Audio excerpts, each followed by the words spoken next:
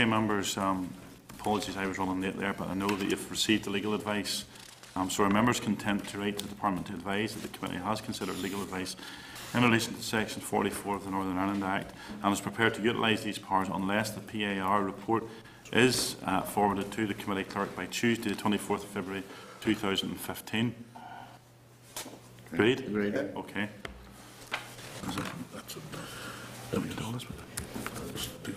So members, just to remind members now that we'll begin into public session, and to remind members, with the exception of the new tablets, all electronic devices interfere with recording equipment in the committee rooms, even when in silent mode. So can I also remind members to declare any interest where appropriate. Today's business, the committee will receive 3 departmental briefings today on the following: safety barrier replacement policy, emergency planning and governance arrangements, and the financing of NI Water. We also have a number of pieces of subordinate legislation to consider. So, agenda item number 1 is apologies. Any apologies? None received, Chair. None received. Agenda item number 2, Chairman's business. I don't think there's anything. No. There's nothing in particular. No. Okay. Agenda item number 3 is the draft minutes for the meeting on the 4th of February 2014. Can I refer members to page 6 of their pack, of their meeting pack? And can I ask the members? Can I ask if these minutes are approved? I can sign them. Yes. Agenda item number 4, correspondence. Can I refer members to page 11 of their pack? And inform members that unless there are any objections or issues to raise, those items that are marked with suggested approach to note shall simply be noted. So can I ask the clerk to brief the committee on the key items of correspondence? Thank you, Chair. Item 1 is correspondence from the Minister regarding the utility regulatory review of Northern Ireland Water during the industrial action. Item 3 is correspondence from the Committee for Culture, Arts and Leisure to the Minister regarding defibrillator provision. Item 5 is correspondence from the Committee for the First and Deputy First Minister regarding the committee stage of the Children's Services Cooperation Bill. Item 6 is correspondence from the Department regarding the road traffic fatality on the Malone Road. For members' information, following receipt of that, we again wrote to the Department seeking further information and asked that it be provided for this meeting. I advise members that it has not as yet been received. Item 7 is correspondence from the Department regarding the pay settlement for Northern Ireland Water. There's tabled correspondence from Mr Little requesting the committee to call the Department, Translink and the Consumer Council to provide briefings on the Translink fare increases. And finally, there's table correspondence from a Mr Pascal James Lynch requesting to brief committee on the York Street interchange. Okay, members. Excuse me. Sorry. Are members content to note the items marked accordingly? Agreed. Okay. Are members content to include the holding correspondence from the Department in the inquiry folder? Agreed. Are members content to request a briefing from the Department in relation to Translink and the Consumer Council regarding the Translink fare increases? Agreed. Yeah. Okay. And are members content to invite Mr Pascal James Lynch to brief the committee on the meeting on the 25th of February? Agreed. Agenda item number 5, departmental briefing on safety barrier replacement policy. Can I refer members to page 57 in their packs?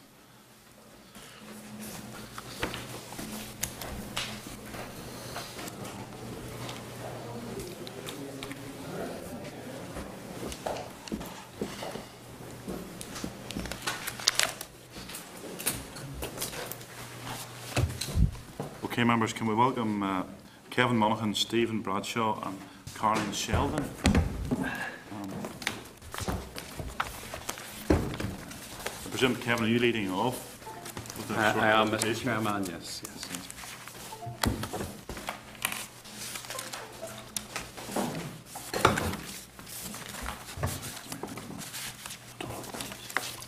Okay, sorry. Well, Mr Chairman, thank you for inviting us to the brief you this morning on the Department's safety barrier replacement policy. Can I start, first of all, by introducing my team here this morning? On my left, I have Stephen Bradshaw. He is our Principal Engineer from Engineering Policy Branch in Headquarters in Clarence Court. And also, Carol Sheldon is on my right here. She leads up our Consultancy Services team in Eastern Division. And of course, myself, I'm the Manager in Eastern Division. Just to we're going to give you about 10-12 12 minutes, if that's all right, Mr. Chairman. Just to brief you, I'm going to ask Stephen to talk you through, first of all, the Department's policies on safety barrier inspection and replacement.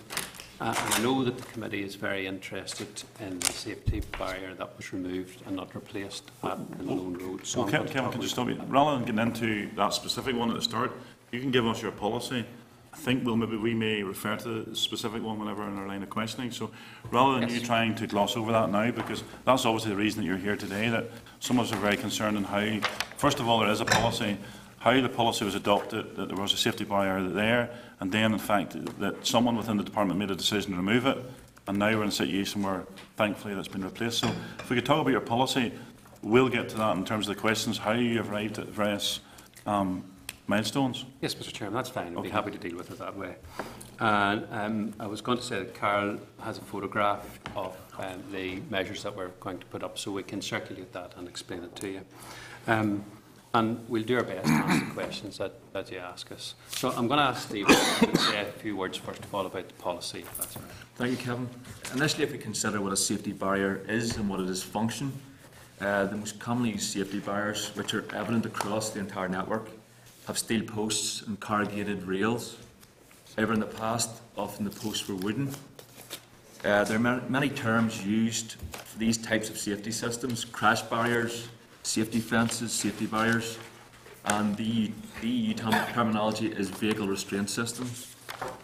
Much research and investigation has been carried out over the years, and this has led to the development of a European standard. To be installed in the public road network, all safety barriers must now demonstrate compliance to the standard through a rigorous regime of crash testing. For clarity, safety barriers are only intended to provide containment for an armed vehicle, and they're defined by several factors. Containment: what size of vehicle is the barrier intending to stop? In most cases, it will be a 1.5-ton vehicle impacting the barrier at 20 degrees. Impact severity: what effect will a collision have on the vehicle occupants? And working width: flexible barriers move sideways during impact. This helps reduce the severity of the crash. This movement sideways is known as a barrier's working width. The working width for flexible systems can be up to as much as 4 metres, but normally no more than 1.5.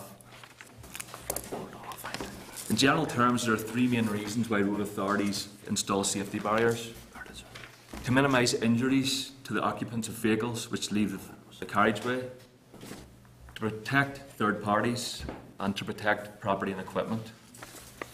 However, it is also recognised that safety barriers in themselves can be a hazard.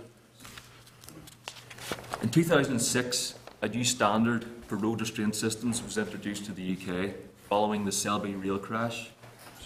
It is the principal design document and sets out where safety barriers are used and the performance requirements for these systems. It details the requirements, the criteria to be met, and gives a much greater emphasis on guidance, provision, design and layout. The concept of risk management is also key to the standard, and this introduces processes to identify the hazards, assess the level of risk at each, and determine appropriate action to eliminate, minimise or control the hazards and mitigate the risk. Possible mitigation measures must be considered before installation of safety barrier. For example, remove the hazard, reduce the severity of a hazard, and only if these options are not possible, install a safety barrier. Across the UK, we only normally provide safety barriers on roads with speed limits of 50 miles an hour and above, where there are significant hazards such as bridge structures, retaining walls, embankments or vertical drops, water hazards, road lighting columns, large signs or trees. In Northern Ireland, as with other road authorities, we do not generally protect the majority of these roadside hazards in 30-mile-an-hour zones. And for all road categories, unless there is a very significant risk, for example, a location where large numbers may congregate regularly for significant periods of time, it is not normally the case that a safety barrier is provided for the protection of pedestrians or footways. Finally, if we focus on policies and procedures specific to DRD, these documents are called Director of Engineering Memoranda, DEMs, and I believe these have been provided to the committee. DEM 109, Requirements for Road Restraint Systems, introduces TD19, the UK design document previously described. With over 25,000 kilometres of road network, it is not feasible or practical to install safety barrier along the entire road edge. Therefore, in 2010, several DRD committees, internal to TNI or Road Service as it was then, requested that DEMs were developed to provide a consistent approach across Northern Ireland for new sites for barriers and also for the management of existing barriers. DEM 128, entitled Management of Existing Vehicle Restraint Systems, was developed to provide a common framework across the network where inspection data is used to assess the barrier's condition, leading to a priority ranking for repair, replacement and potentially removal. DEM 127, entitled Prioritisation for Potential Sites for Road Restraint Systems, was mainly developed to deal with the numerous requests received for the provision of safety barriers at locations where there is a perceived hazard. The overall process for assessment and analysis incorporates factors such as collision history, hazard type, road category, traffic speed, site characteristics, and practicality of installation. From this analysis, a low, medium, or high priority is recorded for each individual site, which assists in the final decision-making process and the next steps to be taken. I hope this provides the committee with sufficient high-level detail and overview, and I'll now pass you back to Kevin to deal with the implementation of these policies within the Eastern Division. Mr. Chairman, I think you've said to us that you'd like us to pause and you'd like to ask us some questions at this point. I'm quite happy to take the questions now, or if you want me to talk a wee bit about the barriers. No, I think, we all know why we're here, and unfortunately we're coming in the back of a road death where Endon Dolan lost his life in October last year. And I have to say, this is not an easy subject for any of us, because yesterday we were in the House talking about 20 is plenty in terms of speed limits. And I think it was John Dallett made the very pertinent point about the cost of life. I think it was John. I think many made a contribution in terms of what the value of the cost of life is. And Stephen, as I listened to your presentation, I actually wonder, do DRD actually listen to anything in terms of the cost of life? Because there was a statistic yesterday in terms of 1.95 million is what's lost to Northern Ireland in relation to someone's losing their life. But some of the information you've just given us about how you make decisions about actually to place something there, and even in your last comments you were talking about the hazard types and the practicalities of actually installing this. But let's look at this specific case. The hazard type had been identified, unfortunately, in the past, because there's been numerous cases or numerous accidents. And I know David McNary, and I'm sure he will get onto that himself, has raised his concerns over this over many years in this particular, and he knows the road well. So I think, given that it was installed initially way back many years ago, the hazard type had been identified. But even in your own policy, this hazard type was to identify actually how practical it is to install something. But in this case, you didn't actually install it, you removed it. So in your policy, you didn't, and in your introduction there, you didn't give us any reason why you would come to the decision to remove something. And the other thing I want to correct you on, you talked about where these are normally placed. Well, I'm afraid most of us do travel quite a bit around the countryside and around towns and villages. And most of the ones I can think of are all within 30-mile-hour limits. So if you're saying your policy has been generally in excess of 50, then there's obviously something wrong with whoever wrote the policy, because the first examples I can think of in my own area are in very built-up residential areas. And you did go to lengths to tell us about, in the past, about wooden posts. Yeah, they had wooden posts, even the ones I can think of. And DRD came along, took out the wooden posts, and within the same day or 2 days replaced them with the new type fencing. They didn't do what they done on the Malone Road. They didn't take it away without actually any other mitigation.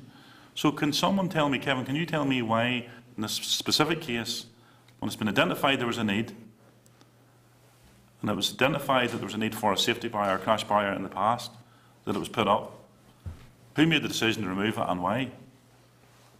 Well, yes, if we can start first of all with the removal of the barrier. That barrier was erected about 35 years ago, or even more than that, so it's a long, long time ago.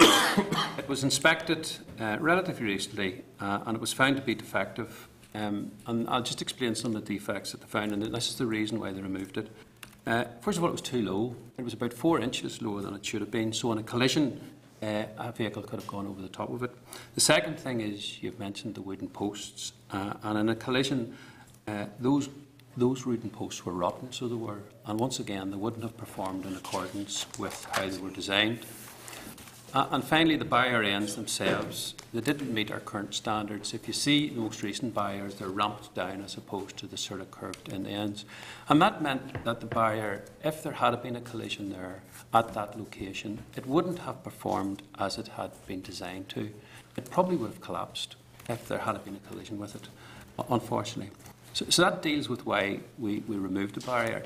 In relation to why we didn't replace it, Stephen has sort of given you the background, the policies, the DEMs.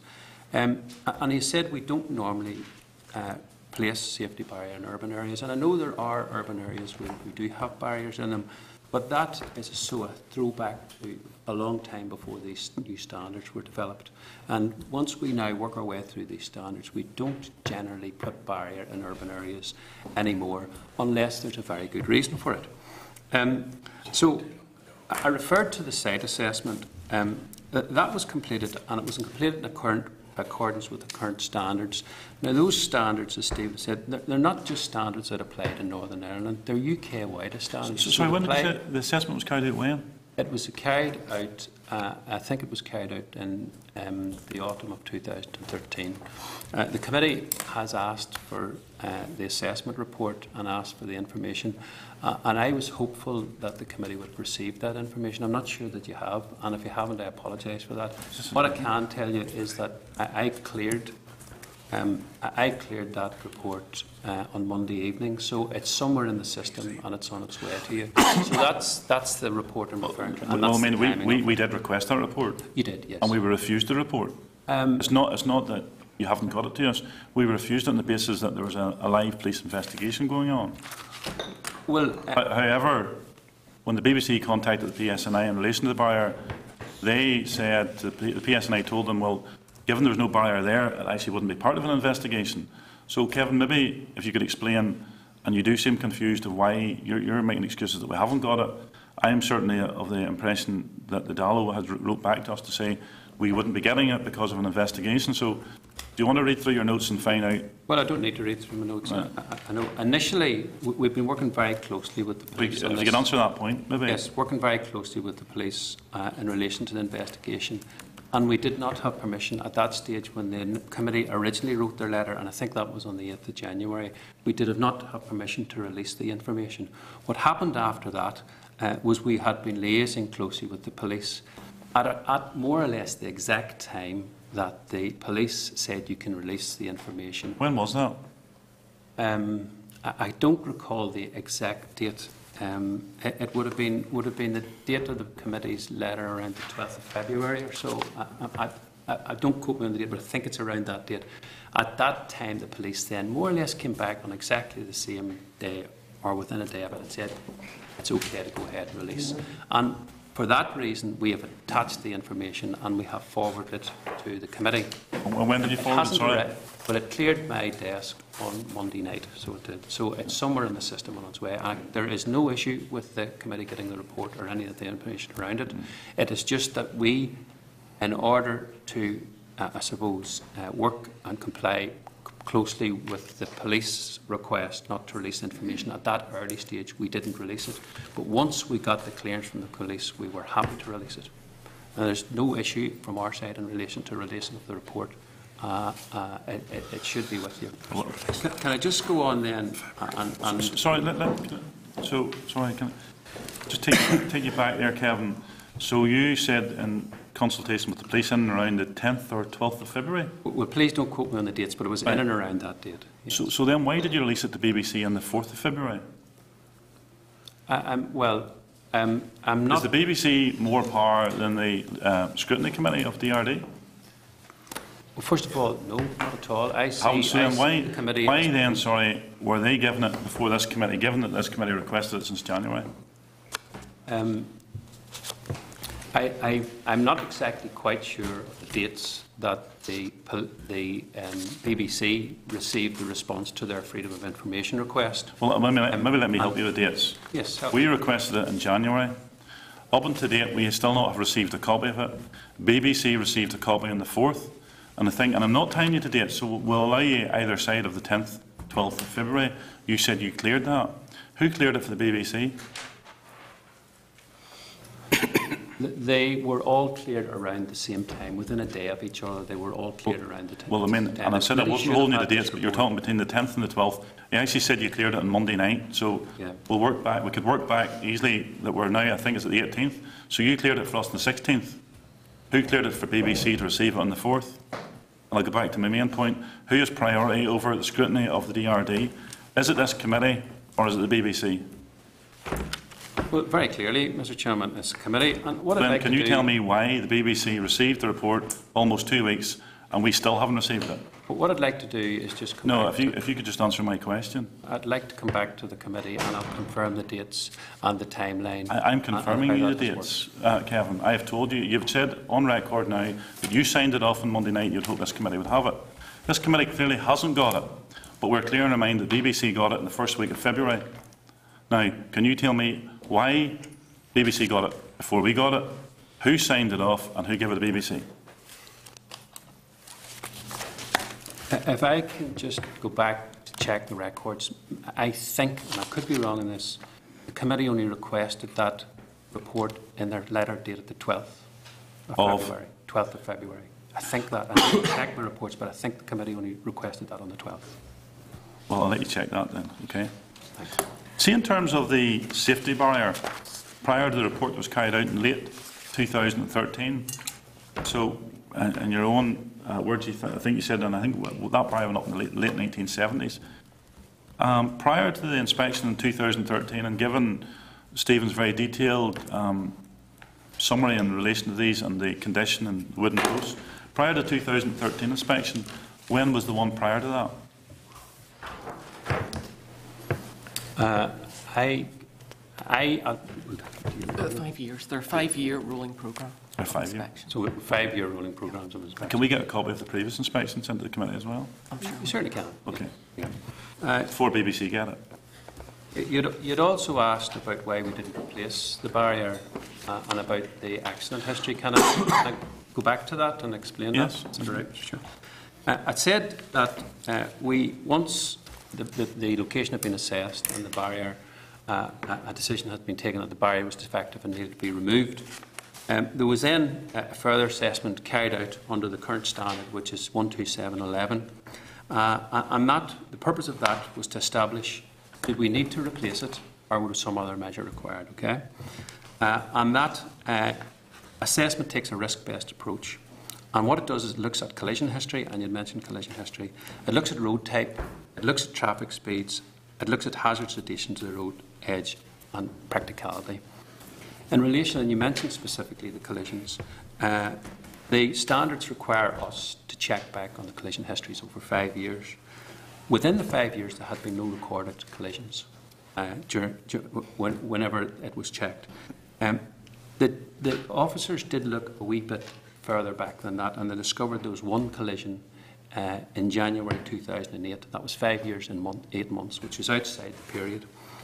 But it turned out, when they looked at the detail of it, it was a shunt on the northbound or city-bound lane for a vehicle turning right into Sans Souci Park, and so it wouldn't have been a relevant collision to take account of and putting up or not putting up a barrier. We then subsequently have checked our records back with the police to 2001, and this picks up on your issue about the collision history. There have been no other recorded collisions back as far as 2001, and that's as far as we keep our records, back as far as that 12 years or so. So there hasn't been a history of collisions at that particular location that we're aware of, or that the police are aware of. The other factors we took into account were the traffic. It is a busy road, as you all know. It's 30 miles per hour. It's a B-class road. But when it was looked at, there was no recorded history of speeding or complaints of speeding. And also, if you look at the site, there were no particular hazards that you normally would put in place a barrier for. So there was no water hazards and there was no significant vertical drops. And it's for those reasons, and the report goes through and it scores all of the different factors, takes a risk-based approach, and it concluded that the provision of a safety barrier would be of low priority. And that no or low? Of low priority. Yes. Low priority, okay? And I do very much apologise about the report. Now, what has happened since is the Minister had a private meeting with the Dolan family, and after that meeting he asked officials to go back and review the site and see if additional measures could be put in place to address any perceived public confidence issues, because we were clear in our own minds that in accordance with the policies that are in place, there was no requirement for that barrier to be replaced. But the Minister said, nonetheless, for public confidence issues, I'd like you to go back and have a look at it. So Carol and her team and myself went back, we had a look at it, we presented them with some options, and decided that Minister decided that it would be appropriate to install not a safety barrier, because safety barriers are not specifically designed to protect pedestrians, they're designed specifically to protect car occupants. Felt, having looked at the options, that a thing called a high containment curb, and you'll have seen some of these up and down the road network, with a pedestrian guardrail would be the most appropriate solution. Now, if the committee would like, I have got a couple of photographs, Carol has got them, and we can show you what that looks like. It's not a safety barrier. We feel it's a much more appropriate measure to put at that location. Carol, would you like Mr. to... Chairman, sorry. are you content that I hand? If you just give them the days there, Hayden. Yeah. Or Barry, sorry. Yeah, so we have the details if you'd like us to talk. See in your pictures, Kevin, and I appreciate those are, and you're only circulating these today, those will be your new measures you're considering. Yes. Well, that the Minister has asked us to implement. It's Have not you that any we're considering. pictures of the old crash barrier before it was removed? At hand, I'm not sure that I have at hand, but there are pictures of it. We can I get. see them Carl, maybe if we could. It's not a very good picture. Yeah, maybe It's if we just- could, maybe we could see enough from that. If you could pass us that one round, if you don't mind. Don't BBC to see it first. Will I bring it around to you? Just pass it to Ross even there, and he'll pass it around. That's not recording. So, sorry, what's it? This is not. That's a typical photograph of what the measures will look like. The new measures. It's a high containment curb. Some people might know it as a treat curb. Well, Carol, would you like to? Yes. It acts basically in three main ways. First of all, the profile has to start with a 25mm upstand, and that gives, well, first of all, actually, it gives a very clear visual signal to the drivers that they will not be able to access the footway. Secondly, the 25mm upstand gives the driver a physical indication that he's leaving the carriageway. Above that, there's a sloped shoulder which assists the driver to steer back onto the carriageway again. Finally, at the top of the profile, you'll see there's a concave section, and that is designed to trap the bulge in the sidewall of the curb, in the sidewall of the tyre, I beg your pardon. And this acts to prevent, to redirect the vehicle and to prevent it mounting the footway. So, overall, we assess this as a safer option for pedestrians, as it acts to prevent the vehicle moving onto the footway at all, and there's no deflection into the footway, so it more effectively segregates pedestrians and vehicles. And we're also going to put a guardrail on to prevent any trips onto the carriageway. Okay, thank you. Obviously, I was nosy when you gave me this report, because it's a report that we've been waiting on. That's the one that you've requested, Mr. Chairman, yes. Appendix 1, and I appreciate the members haven't got a copy of this, but maybe BBC or else yourselves will get us a copy, but there's an interesting bit in the bottom of this. Comments, locations of defects. Maybe the members will be interested in this. Wooden posts, comma, accident damage. So this is in the corner, Kevin, where there's never been any accident in history, but there's accident damage to the safety barrier. Can I speak? If you wish, yes, and I'll come in after you. The damage is to the ends of the barrier, the end round in Santos Park, as if someone so that has doesn't been protect reversing. people, no? No, not the anchorage at the end, no. And can I just clarify, Mr. Chairman, what I mean by collision history? Damage-only collisions are not recorded for the purpose of this, for our records. It's injury accidents that are counted. If you go back to the standards that are required, that's what the count is. It's injury accidents. So what you can, or collisions, I should say, what you can find is installations such as the one you see in the picture could be damaged by damage-only accidents, or they could even be vandalised. Or it could have been someone who mounted the footpath who could have driven, knocked down or killed a pedestrian. To hit the end, the ends, obviously the far end, is more likely it would be impacted by somebody coming from the other direction. Yes, but that would have stopped the car. If someone had been in the footpath and there was no barrier, it would hit the pedestrian. No? Mr. Chairman, But can my I problem comment? here, Kevin, Yeah. let's be frank here. And I think we're going round in circles. Indeed. And I think the Minister has, and I'm not blaming the Minister in this because he's got a difficult job, I think he's trying to hide your blushes. Because this clearly, to me, this report that you've tried to prevent us from seeing, clearly says that there's accident damage to the barrier. Now, Carl, with the greatest respect, you can come up with whatever excuses you want how the damage occurred. This barrier is damaged. We feel that perhaps Sorry, we're trying to... I'm speaking. Oh, I beg your This pardon. barrier is damaged. Now, if the barrier's not here, there's a more likelihood, and unfortunately in this case, there has been a likelihood, unfortunately someone has lost their life. Someone in their wisdom, they may think their wisdom, I would have other words for it, made a decision to remove a barrier that has been damaged. I'll let the Vice Chair see that and then I'll pass that around. Mr. Chairman, can I comment? I fully understand where you're coming from, and we understand the seriousness of this, and we have thought about it very carefully, and we have gone back over the decision process that was made, and we are sure in our minds that it complies with all of the standards and policies that are in place at the moment, and we have gone back and checked that. And to be extra sure about it, the Minister has now asked that that decision would be reviewed by an independent expert. So somebody will come in due course and look at that decision again, look at that process and see if it was appropriate. And we're content for that to happen. We're open, our documents are available, and we're not hiding from you in any way whatsoever. I want to be clear about that. The second thing is, it's at a very early stage of the investigation of this incident, and our minds are very, very much with the Dolan family. It's a very difficult time for them. And all I really would say is that the investigation will take its course and it will establish the facts. So it will. It'll establish the facts around the incident. Things like, the circumstances around the vehicle, the speed of the vehicle, the location of the incident actually itself, and all of the other facts. And it's only, we're all at this point in time talking about an incident that we don't know the facts about. I would respectfully suggest that we should await the outcome of the factual criminal investigation to see all of the details of what happened. Appreciate that.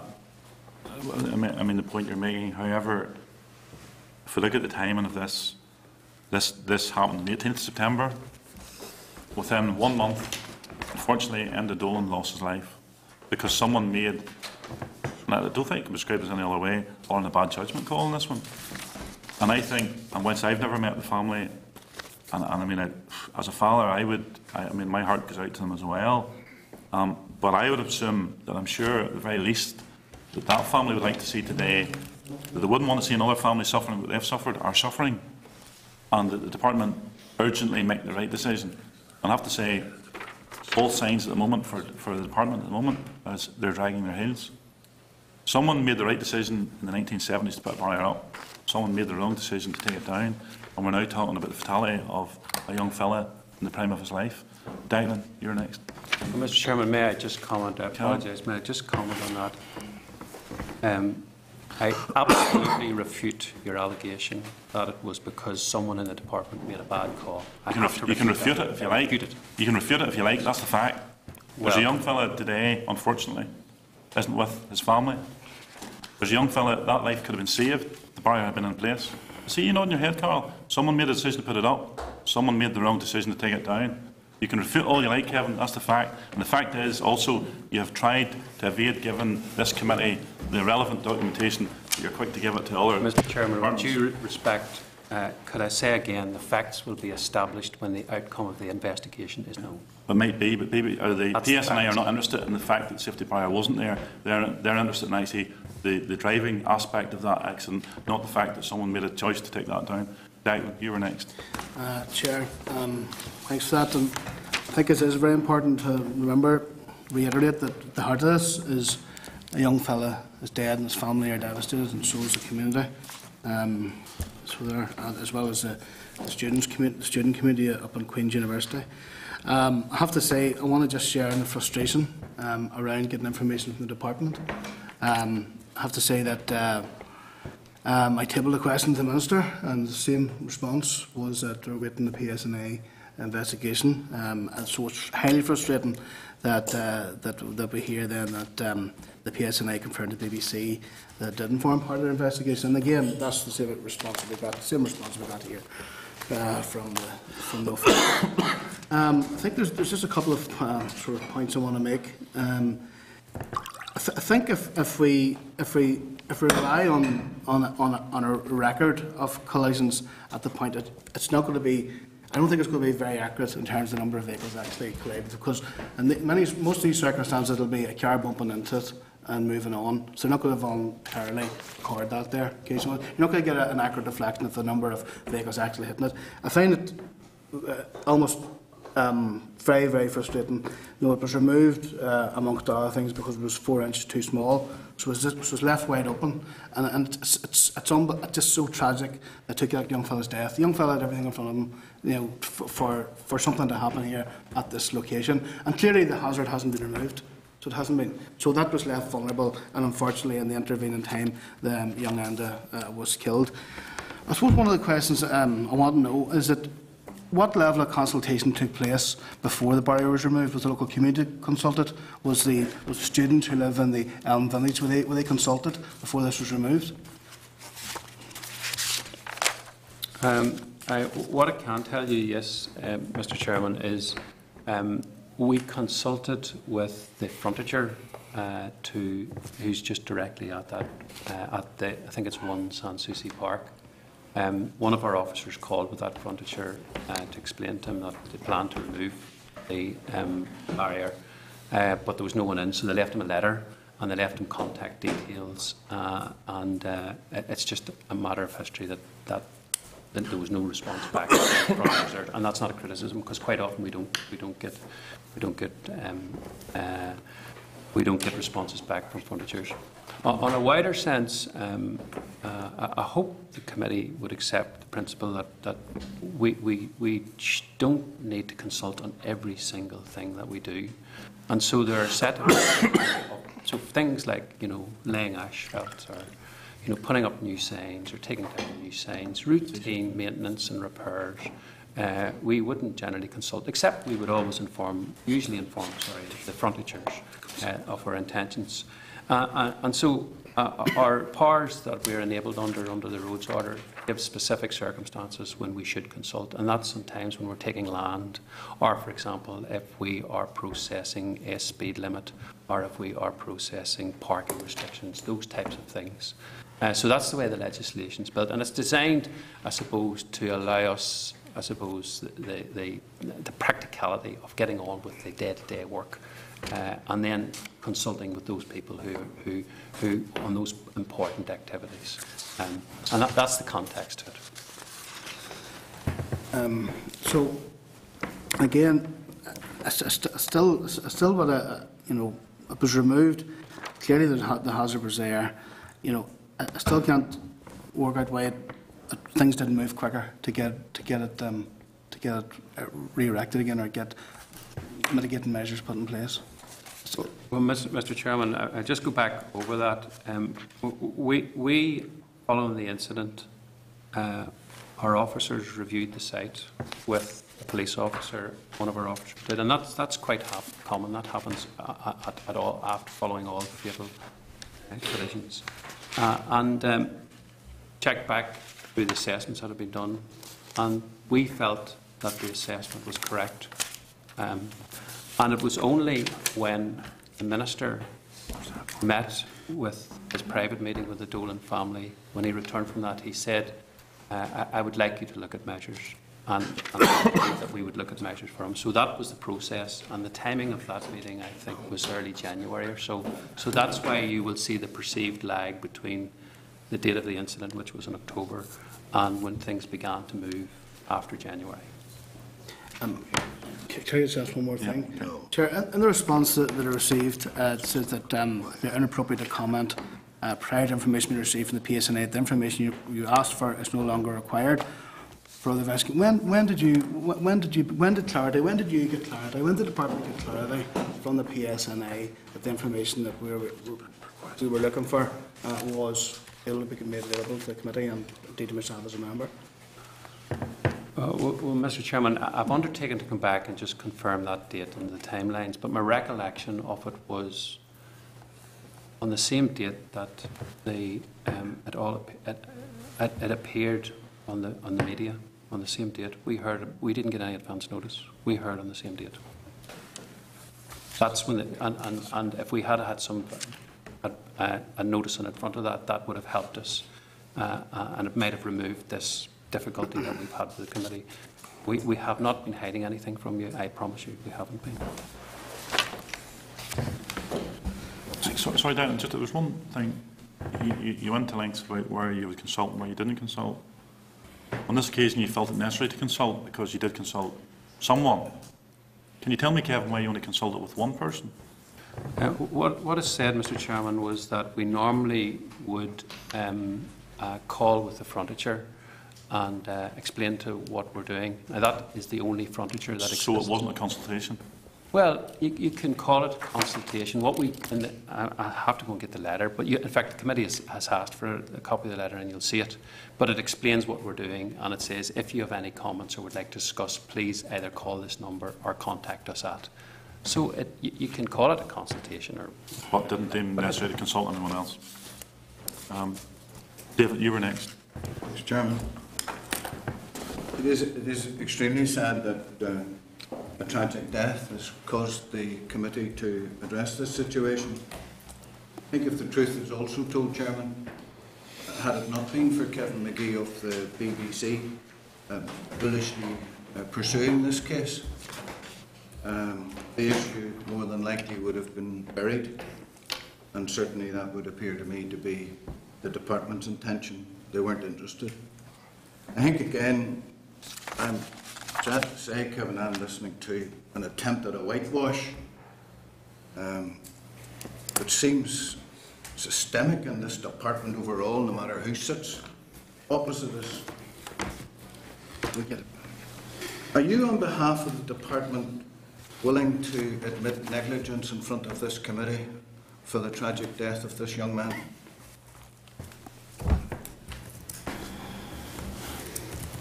Mr. Chairman, the answer to that is no, because I don't believe the department was negligent.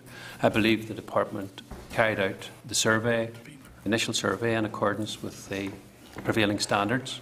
I believe the department carried out the risk assessment in accordance with the prevailing standards, and I believe that that pointed to a low priority for police. So the department behaved in the way that it should. If you're not prepared to admit negligence, can you give me your professional opinion as to why this accident happened?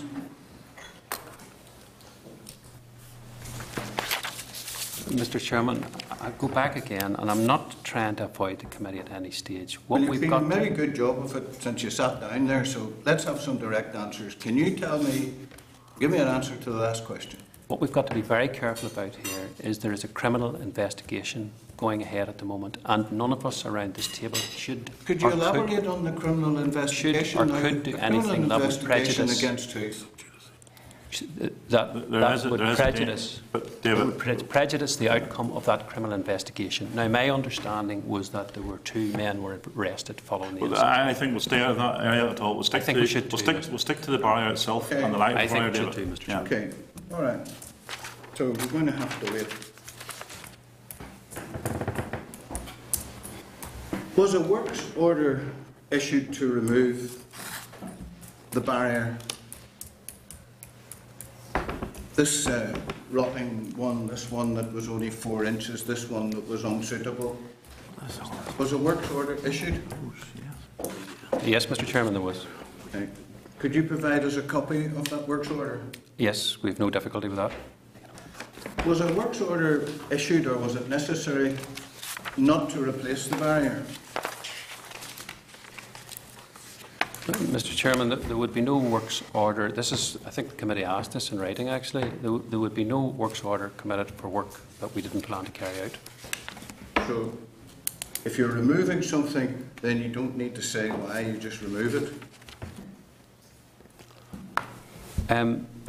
I'm not exactly quite sure where you're coming from. The explanation as to why we removed the barrier is contained in the report. In which report? And the report which Well, this our report that chairman you now just handed has, on our table now, which I haven't read. that's correct. All right. And which I have done my best to get to the committee. And also, I've explained to the committee the rationale behind the removal of the barrier and the rationale behind the decision not to replace it. Okay. Could you tell me what actually changed the department's mind from removing the barrier that length of time ago, leaving a dangerous situation, to now putting or planning to put a barrier in the same area? What actually changed? How did this happen? What changed your mind? Yes, Mr. Chairman, I'd be happy to explain that again. Following the incident, our Minister met with the Dolan family in early January. It was a private meeting, and following that meeting, the Minister asked officials to have a look at the location and see if there's any, if there was any measures that could be put in place to address public confidence issues.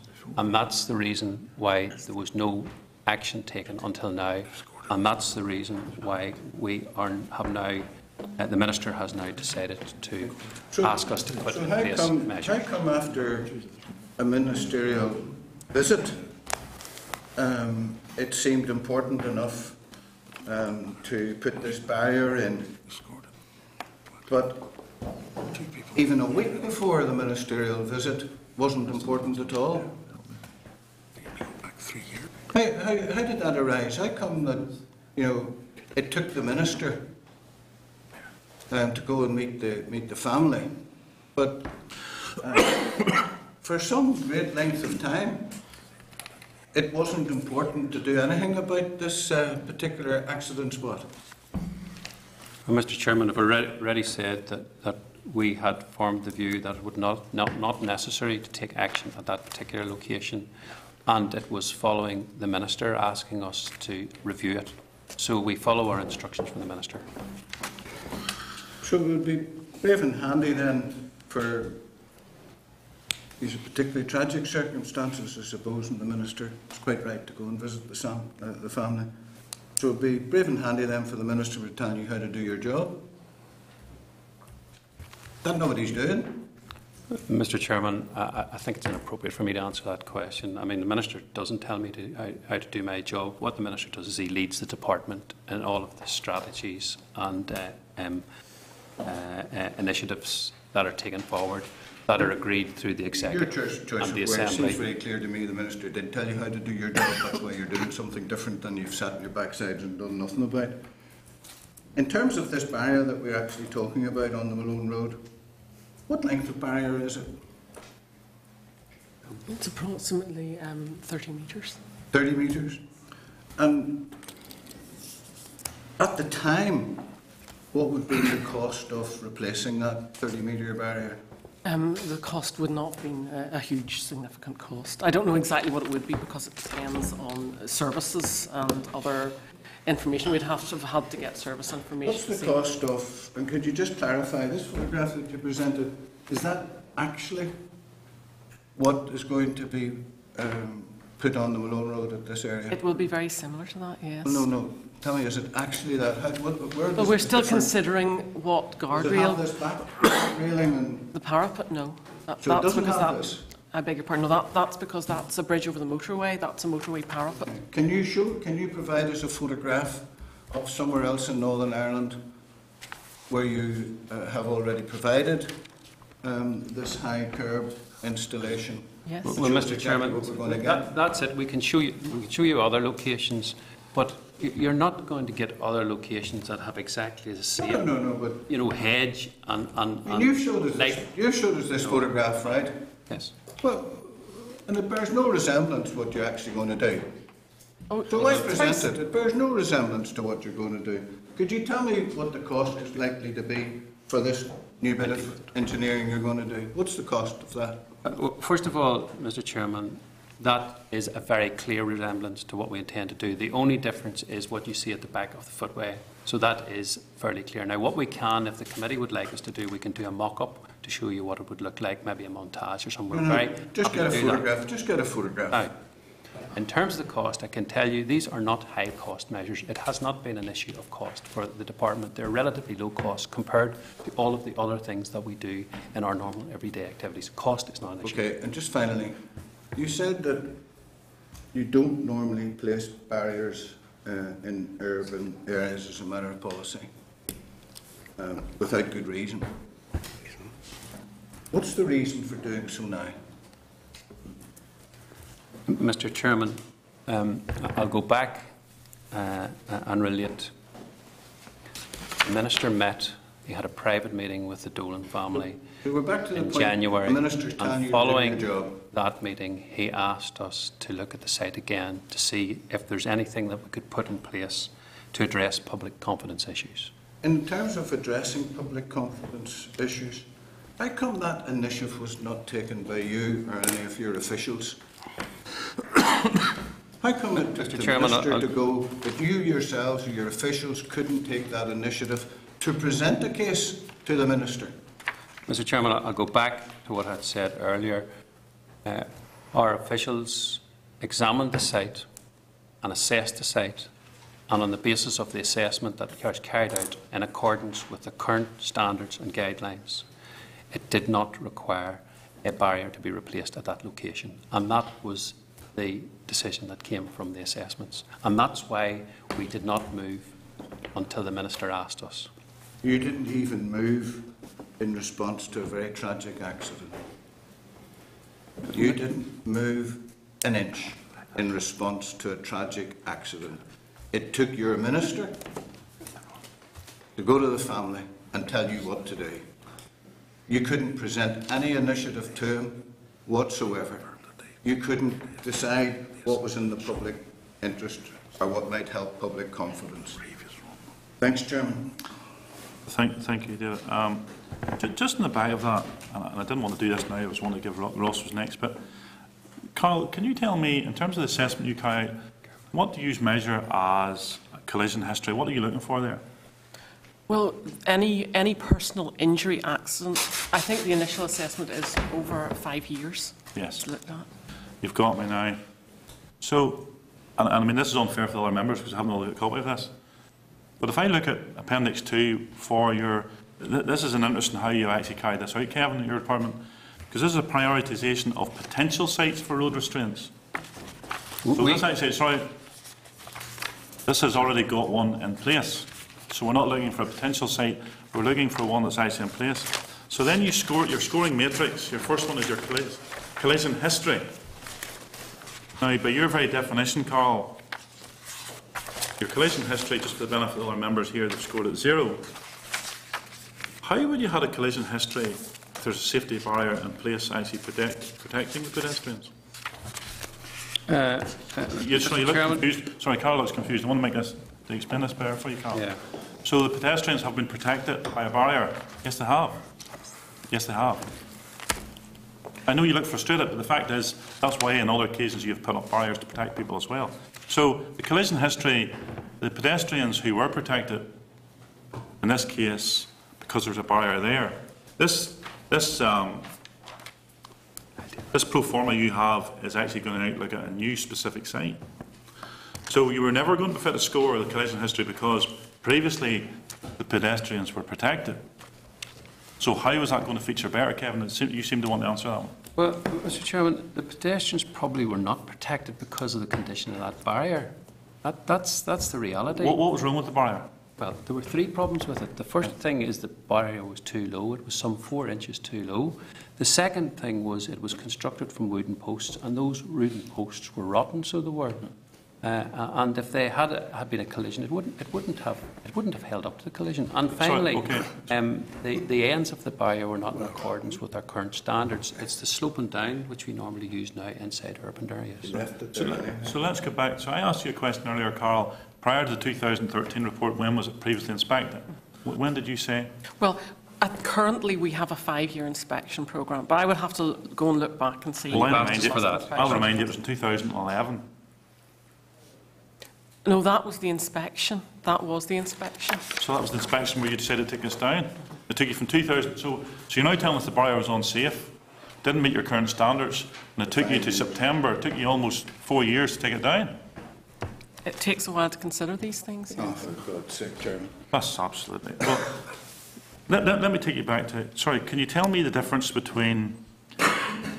Maybe this is more for Stephen because you seem to be up in the report stuff. Stephen, what? Sorry, Kevin. Sorry, I was just.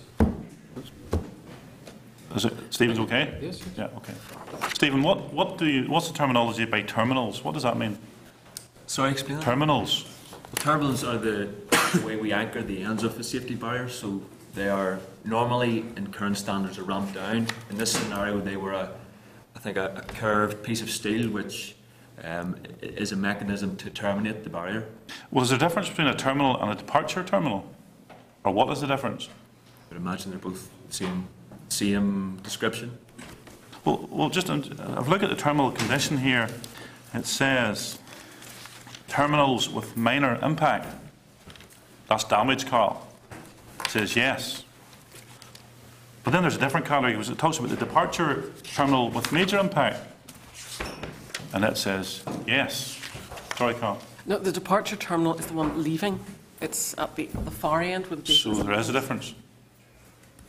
Would you and Stephen? Well, it's still a terminal, but the departure terminal is the one on So the, earlier when I asked you, where the hazard whenever is. I asked you earlier, you talked about the damage was only to the ends.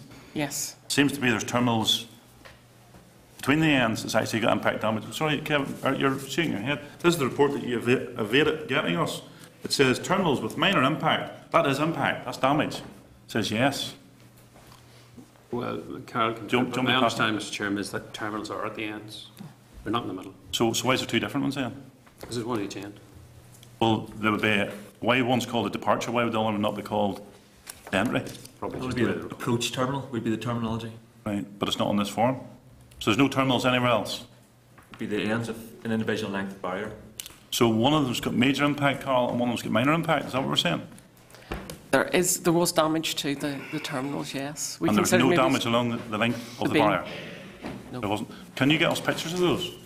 Yes, The Mr. full barrier Chairman, before it was removed. we'll do our best, yes. Whatever pictures we have, we will forward. I'm sure you'll be have happy them. to. Yeah. Okay. Next, Ross. Thank you, Chair. Can I begin by again expressing my sympathy to the family and to Declan and Joe. This is one of our constituents that lost his life. Before I go into the report from the Irish News, what height was the old barrier? In feet and inches, what was the height of the old barrier? The barriers are supposed to be 2 feet or 600.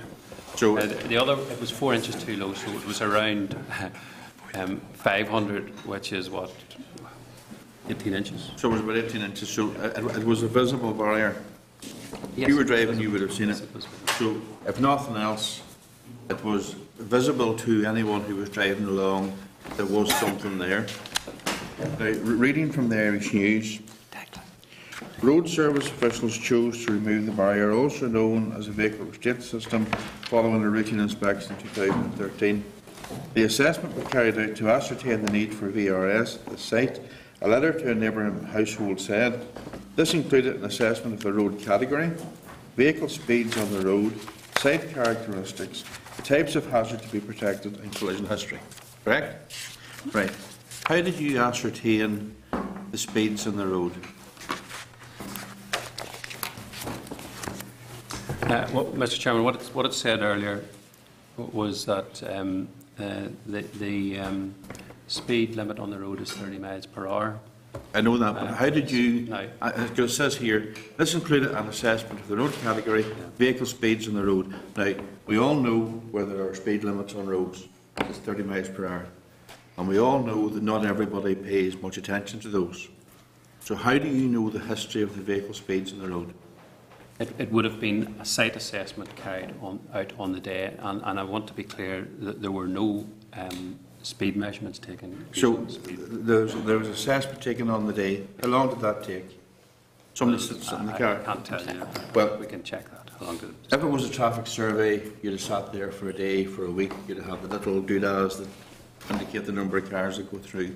So if somebody came along, pulled up, sat there, looked around them for 10 minutes, everybody was obeying the law, off they go.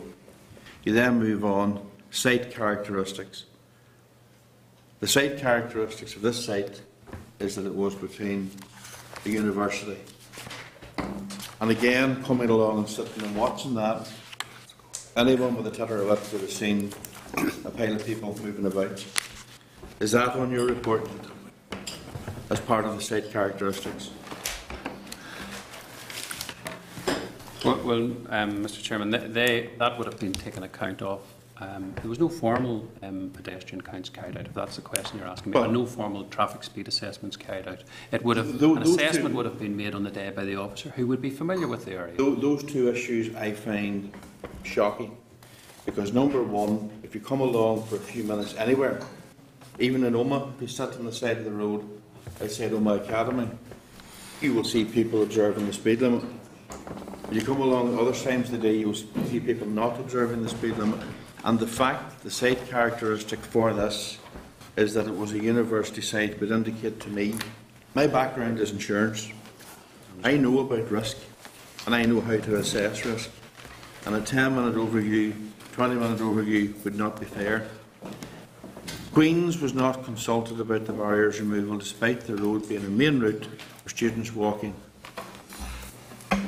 Now, to me, looking at risk, to me, looking at the site and looking at the actual comments here, site characteristics. So the site characteristics, if I was writing a report, the site characteristics would indicate this is a main thoroughfare that is used by students to get from A to B. And that doesn't appear to be taken into account. We then move on to the barrier, which we know was there, and I believe the barrier itself, whilst it was in place, was an indicator to traffic that there was something there. This was handed to us today, Treef, and it's set down, and you would almost have believed that this was something that has just been invented. And then when you read it, since 1962, the Brett Treef contained curb system has been delivering high levels of vehicle and pedestrian protection and is widely recognised as having made a substantial contribution to road safety. There's no Treef system on this road. No, Mr. Chairman, not Right? at present, no. Yeah, well, there's no Treef system, but therefore, this is something that's been available since 1962. Nearly as old as me, Mr. Chairman. Not quite, nearly. And to say, when this was handed in this morning, I assumed when I picked up this bit of paper, this was some wizard wheeze, this was the new all answer to all questions. But it's been available for a long time. And one thing that you did say that I was shocked with, we don't need to consult. And that was your exact words, we don't need to consult. You spoke, well, somebody went to a house, and for all we know, nobody lives there. and we know there was a letter because it's referred to in here, because obviously it's been released to the press as well. One house on the Malone Road, at or near Dansushi Park or wherever, is not a consultation. But of course, you didn't need to consult. And that reflects very badly on DRD. And anyone that knows this area, and anyone that knows this road, common sense would dictate that because of the number of people on the footpath, it's not road safety, it's pedestrian safety. And I have to say that I agree with the chairman and others. Somebody somewhere has made a major blunder here. The fact that we didn't have this report that the chairman now has does seem to show great disrespect to this committee. And the fact that the BBC is reporting it, and the Irish News article here, to me, reflects badly on yourselves as well. And I'll go back to that again. The assessment was carried out to ascertain the need for VRS at this site. This included an assessment of the road category. Doesn't appear to me to have been any assessment of the road category, Mr. Chairman. Vehicle speeds on the road. Well, how were those speeds determined? Was there a police officer standing with the radar? No, there wasn't, so that wasn't done. The types of hazard to be protected. Well, the hazard to be protected were the people who were trying to get from A to B. And anyone that uses this would know that a lot of students did it. And the collision history. And the collision history is again a marvellous answer. Because, again, with my background in insurance, you scratch your car along the side of the road, well, that's not really an accident because you're going to fix it yourself. You back your car into a hedge and scratch the back of it. You back your car into a wall. Those don't count. But if somebody keeps bumping into this thing, there's something not right. And there is a history of somebody bumping into it. So, to me, this is a comedy of errors that has led to the death of a young man. And there was a major problem here. Now, we can't blame DRD for the death of this young man. No. And we're aware that there's a criminal investigation ongoing. But based on what we are told here as an assessment, it hasn't been done properly. And Stephen gave us a whole lot of gobbledygook about the ifs, buts and maybes and what European standards are. There seems to me to be something missing here, and that's common sense. Yeah. And when you read what was supposed to have been done, and my own background in insurance, if I had have done that, and I had submitted a report based on that nonsense, I wouldn't be here today. And that appears to me not to have been happened. Because this statement, this included an assessment, etc., that came from DRD. And to me, the assessment wasn't carried out. I'll not carry on, Chairman, because there's others I'm sure who want to speak. But this is a tragedy that could have been avoided. Thank you. Sorry, I had to pop out there briefly. John, you were next. Thanks, Chairperson. Chairperson, looking at this report which we've just got our hands on, I notice you've gone to enormous lengths to redact any names on it. Does anyone take responsibility for anything in your department? Mr. Chairman, there have been redactions on that report, but I don't think all the names. I think there are people's names in that report. And so that's not correct. I appreciate that I haven't maybe had time to go through the whole thing, Mr. but Chairman, no. Any names so far are gone. No, there are names on the report. Is the author's name on it? Mr. Chairman, I think Well, so. Let me just check. Okay. The DEM 128 inspection was carried out the 17th of the 10th, 2011 and by redacted. So we're not getting that name. Inspected by and date redacted. Some other inspection carried out on the 23rd of the 9th, 13 by redacted. Do I need to go any further to make my point? Mr. Chairman, I apologise. On the first page, it gives clearly the name of the client and approved by and accepted by the names. And I don't wish to read them out, Mr. Well, Chairman. there must be two. Certainly, this one here has got the names all redacted. Road Service Consultancy. Who are they? Pardon? Sorry, yes. Carol represents Road Service Consultancy. I should just explain our names have changed from Road Service to Transport NI. So at the time when this report was carried out, it was Road Service Consultancy. It's now known as Engineering Services. Carl, was it you that wrote this report? No. But it was the people within my section, yeah. This is getting too much for me. I thought a minute ago This was your road service consultancy or transport NI or whatever there is you, is it? I manage that section, yes, within Eastern Division. So do you take responsibility for this report? I do. You do. I noticed in this photograph at the front, which presumably was taken at the time of the inspection, there's a school sign almost completely obliterated by trees. And there's a crash barrier where the paint seems to have largely disappeared. Is that not an indication of someone who couldn't care less? Well, I have to say those would not be responsibilities of the consultancy end of the division. Right. Sorry, so I mean, the actual report, the assessment of the road characteristics, all that was done in accordance with standards. Well, given, Chairperson, now that we've learned all that information, difficult and all as it was to extract, it doesn't come as any surprise to me that somebody inspected the barrier and 4 years later it was still there and then it disappeared and it wasn't replaced. Because one hand doesn't know what the other's doing. That's the impression I'm getting. No? Well, Mr. Chairman, we've sort of explained the process that we I don't went want through to the explain inspection. it We've been through that process. At the very beginning you did say that you were influenced largely by criteria that applies in Britain or England or Scotland or wherever. Across the UK. Aye. So, are you telling me that the road conditions in, say, Blackpool or Liverpool or Manchester or Birmingham, largely what I see here is a fairly rural road, trees, gardens, houses, church? Or does anybody in your department or your consultancy have a mind of their own in terms of deciding where barriers are needed?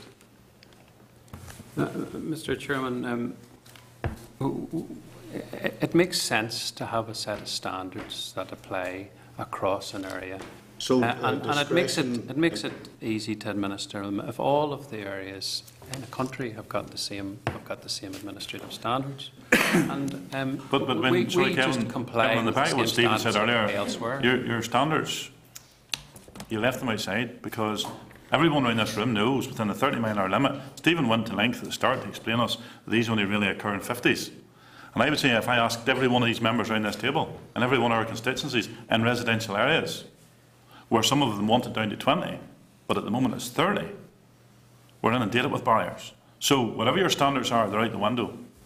Now, you refuted something earlier in terms of you want to refute something. But this report was done in 2009. There was an inspection done in 2009. There was an inspection done in 2011. And it was removed in September 2014. Kevin, would you have refuted the fact that you would have been responsible if something had happened on what you deemed to be a dangerous safety barrier between 2009 and 2014? Well, Or would you have accepted responsibility for that? Mr. Chairman, you would have to await the outcome of the facts of an incident. But, for example... Well, given, the facts are, in your report, you're saying that was an unsafe barrier. It took you from 2011 to September 2014 to remove it. Now, the facts are as they are. That's your report. You're saying it was unsafe. If there had been an accident happened between 2011 and 2014, would you come here today and accept responsibility? I think you would have to look, Mr. Chairman, at the circumstances So you would of cover the that. incident. You would But cover that up please, as well. Please, if I may finish. No, I you've was covered that. going to No, say, there I'm could finished. well I'm be a- chairing this meeting. Sorry. Okay. So it's a yes or no answer. Would you accept responsibility? There would be a case That's for not yes or no. contributory negligence, There Mr. would be, Chairman. right. There would be a case for it, but you would have And to... there is you a would case for have negligence to- here as well. You would have to look Right. at the individual We're moving on. circumstances. John, you're next. Chairperson, I'm just trying to get to the bottom of who actually makes the decisions. You have these standards that you told us at the beginning, and you repeated, are largely based on what influences decisions in another place. I have an email in front of me just in from Bernacchi Road, Dungiven, where for the third time a vehicle is lying or hanging on the precipice of a 15-foot drop into a farmer's yard. Now, your department has decided no barriers. Is that the type of standards that you've come here to defend? Mr. Chairman, I'm not familiar with that location in that case. What I can do is I can find out. Road, Dungiven, for the third time, vehicles dangling out to drop in 15 foot into the farmer's yard. And for the third time, you've said no. Is it any wonder in the Malone Road you didn't get the message? No, Mr. Chairman, I'm not familiar with the circumstances around that site. We're happy to come back to the committee and explain what the decision either But you is see, or not to provide. your Well, standards. I think in that one there, it would be interesting. We'll not bring you back for that, but if you could write to the committee, because it would be interesting. Happy to do that. Do you see, Chairperson, 2 miles from where I live, a decent man was killed. And after it happened, the barriers went up. Is that the standard criteria that you're working by? Or indeed, your consultancy firm is feeding into? Or does anybody have discretion or decision-making powers of their own? Mr. Chairman, I'm not familiar with that particular location, so I don't know the circumstances No, of behind it, course so you don't. I wouldn't like to comment. But you do know the circumstances of the Malone Road. And to be honest, anything you've told me this morning just makes my heart bleed for the family. No more. Joe, you were next. Yes, Chairman. Unfortunately, I mean, they say they're not going to bring back this young man. Right. Can I ask a question in relation to the inspection in 2011 and then the removal of the existing barrier on September 18, 2014? At the point of removal, had a decision been made to put a replacement restraint there or not? Carol, you can keep me right. I'm not right. My understanding is the assessment for the removal and the risk assessment for whether it should be replaced or not were all done at the same time. And what had been decided would be put in place of what was taken away on September 18? Sorry. What decision had been made about what should be put in place? Well, at that Further to the removal of the existing barrier on September 18? Well, at that stage, Mr. Chairman, there was the report scored the location as low priority, and so there were no proposals to put anything there. So even though it had been there since 1977, it had been assessed on numerous occasions, first condition, the decision taken to removal existing barrier also had a consequential decision that nothing should be put in place. Well, Mr. Chairman, I've explained the process that we went through in terms of our decision to remove the barrier. The problem And is you then- aren't convincing anybody here, maybe, and I think Yeah, that's well, what I- still asking the same question. Well, Mr. Chairman, I accept that, and I understand where the committee's coming from, and I can explain it again, but I don't think that's what the committee wants to hear.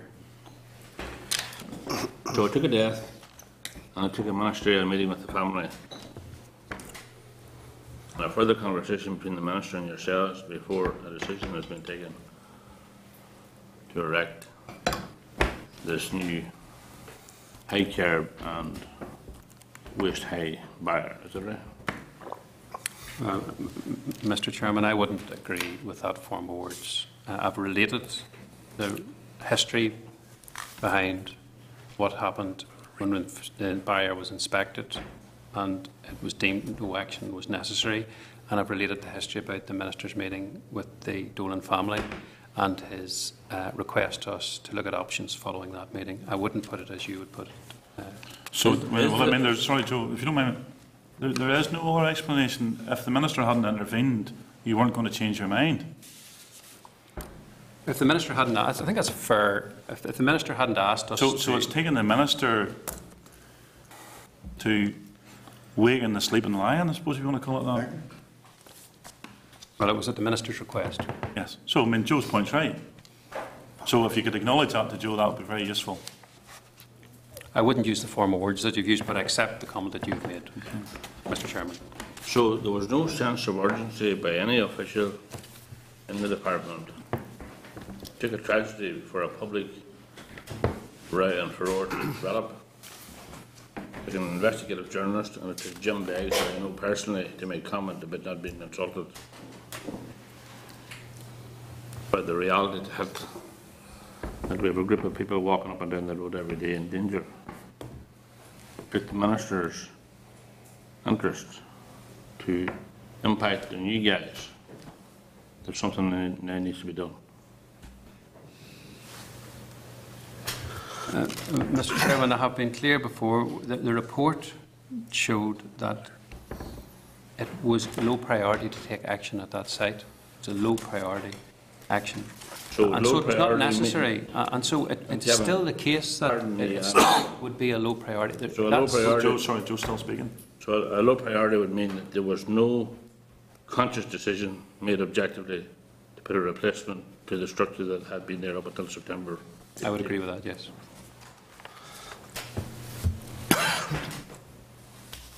In the absence of proper consultation and qualitative and quantitative consultation, it's obvious that somebody made a subjective decision, removed the existing structure, but nobody made a decision to put a replacement there. Mr. Chairman, I can't agree that the decision was subjective. It was an objective decision based on the standards and the guidance that are nationally applied. It wasn't subjective. But of course, the guidance you use is where you're actually looking at a report based on the fact that there's never been a barrier there. So your guidance was flawed. Mr. Chairman, that's the system that it's a nationally applied system. That's all I can say. It's a nationally applied system. It may be, but what I'm saying is, whether national or otherwise, the sooner the department waking up, they can make mistakes. And in this case, you've used data that you normally gather to draw evidence whether something's required when something hasn't been there.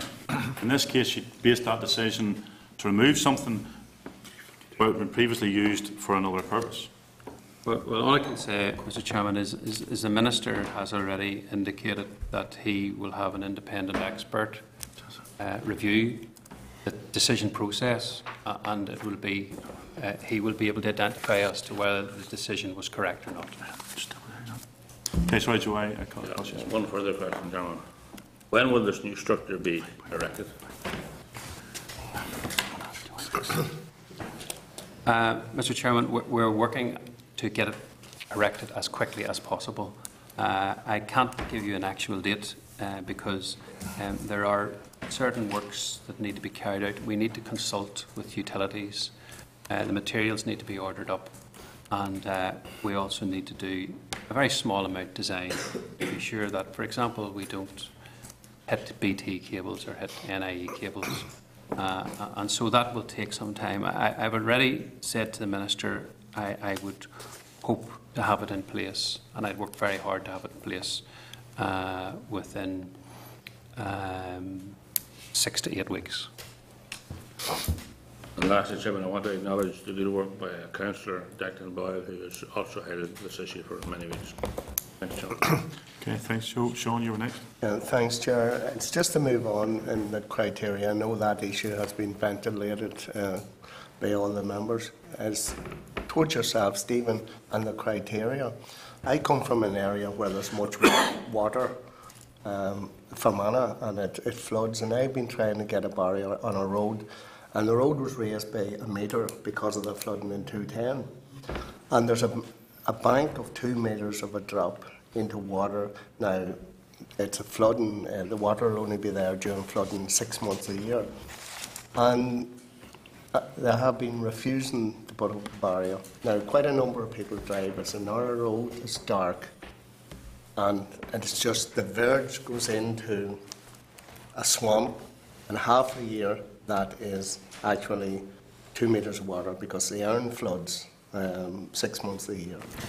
And the residents have been shaking their head, why can't we have a barrier? You know. Well, as has been mentioned earlier on, Mr. Chairman, we do have a procedure for potential sites. All we could really suggest is that conversation is revisited with the actual division in question. There is a procedure to score and prioritise existing parts of the road network where there is no barrier and there is a perceived hazard. Yeah, because do we wait until an incident happens, like in the case that the members have been outlined, and then we put up a barrier? Because it seems to me that it was the family in this case, by listening the visit by the Minister to the family, and it wasn't even the Minister, it was the family directed that this barrier go up again. So do we wait till some fatality happens? On a general basis, the prioritisation framework does not require an incident or collision to be recorded for it to be prioritised. But Mr. Chairman, we'd be happy to look at that Yeah. particular location and come back to you if you would like us to do that. Okay. Thank you. Thanks, Chair. Stephen, you were next.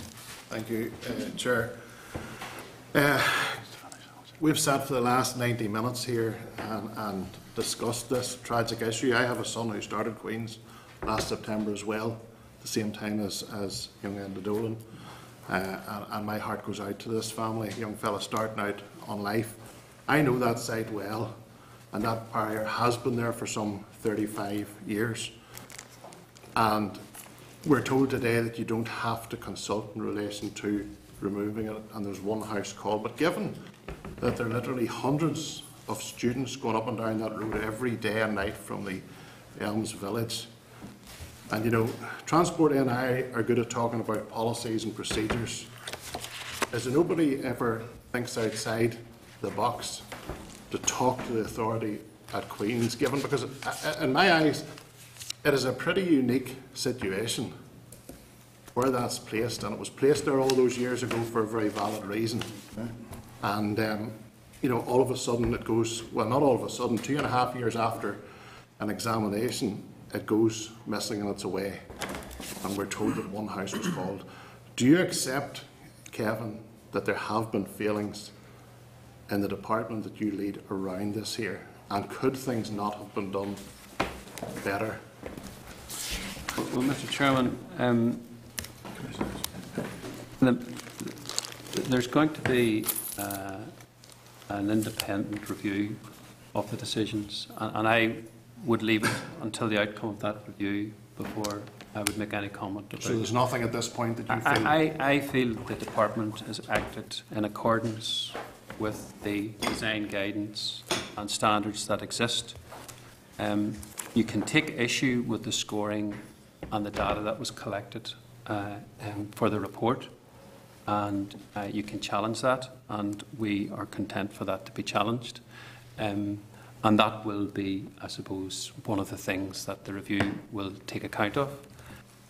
But from my understanding of the case and the history, the decision process, in my view, was correct.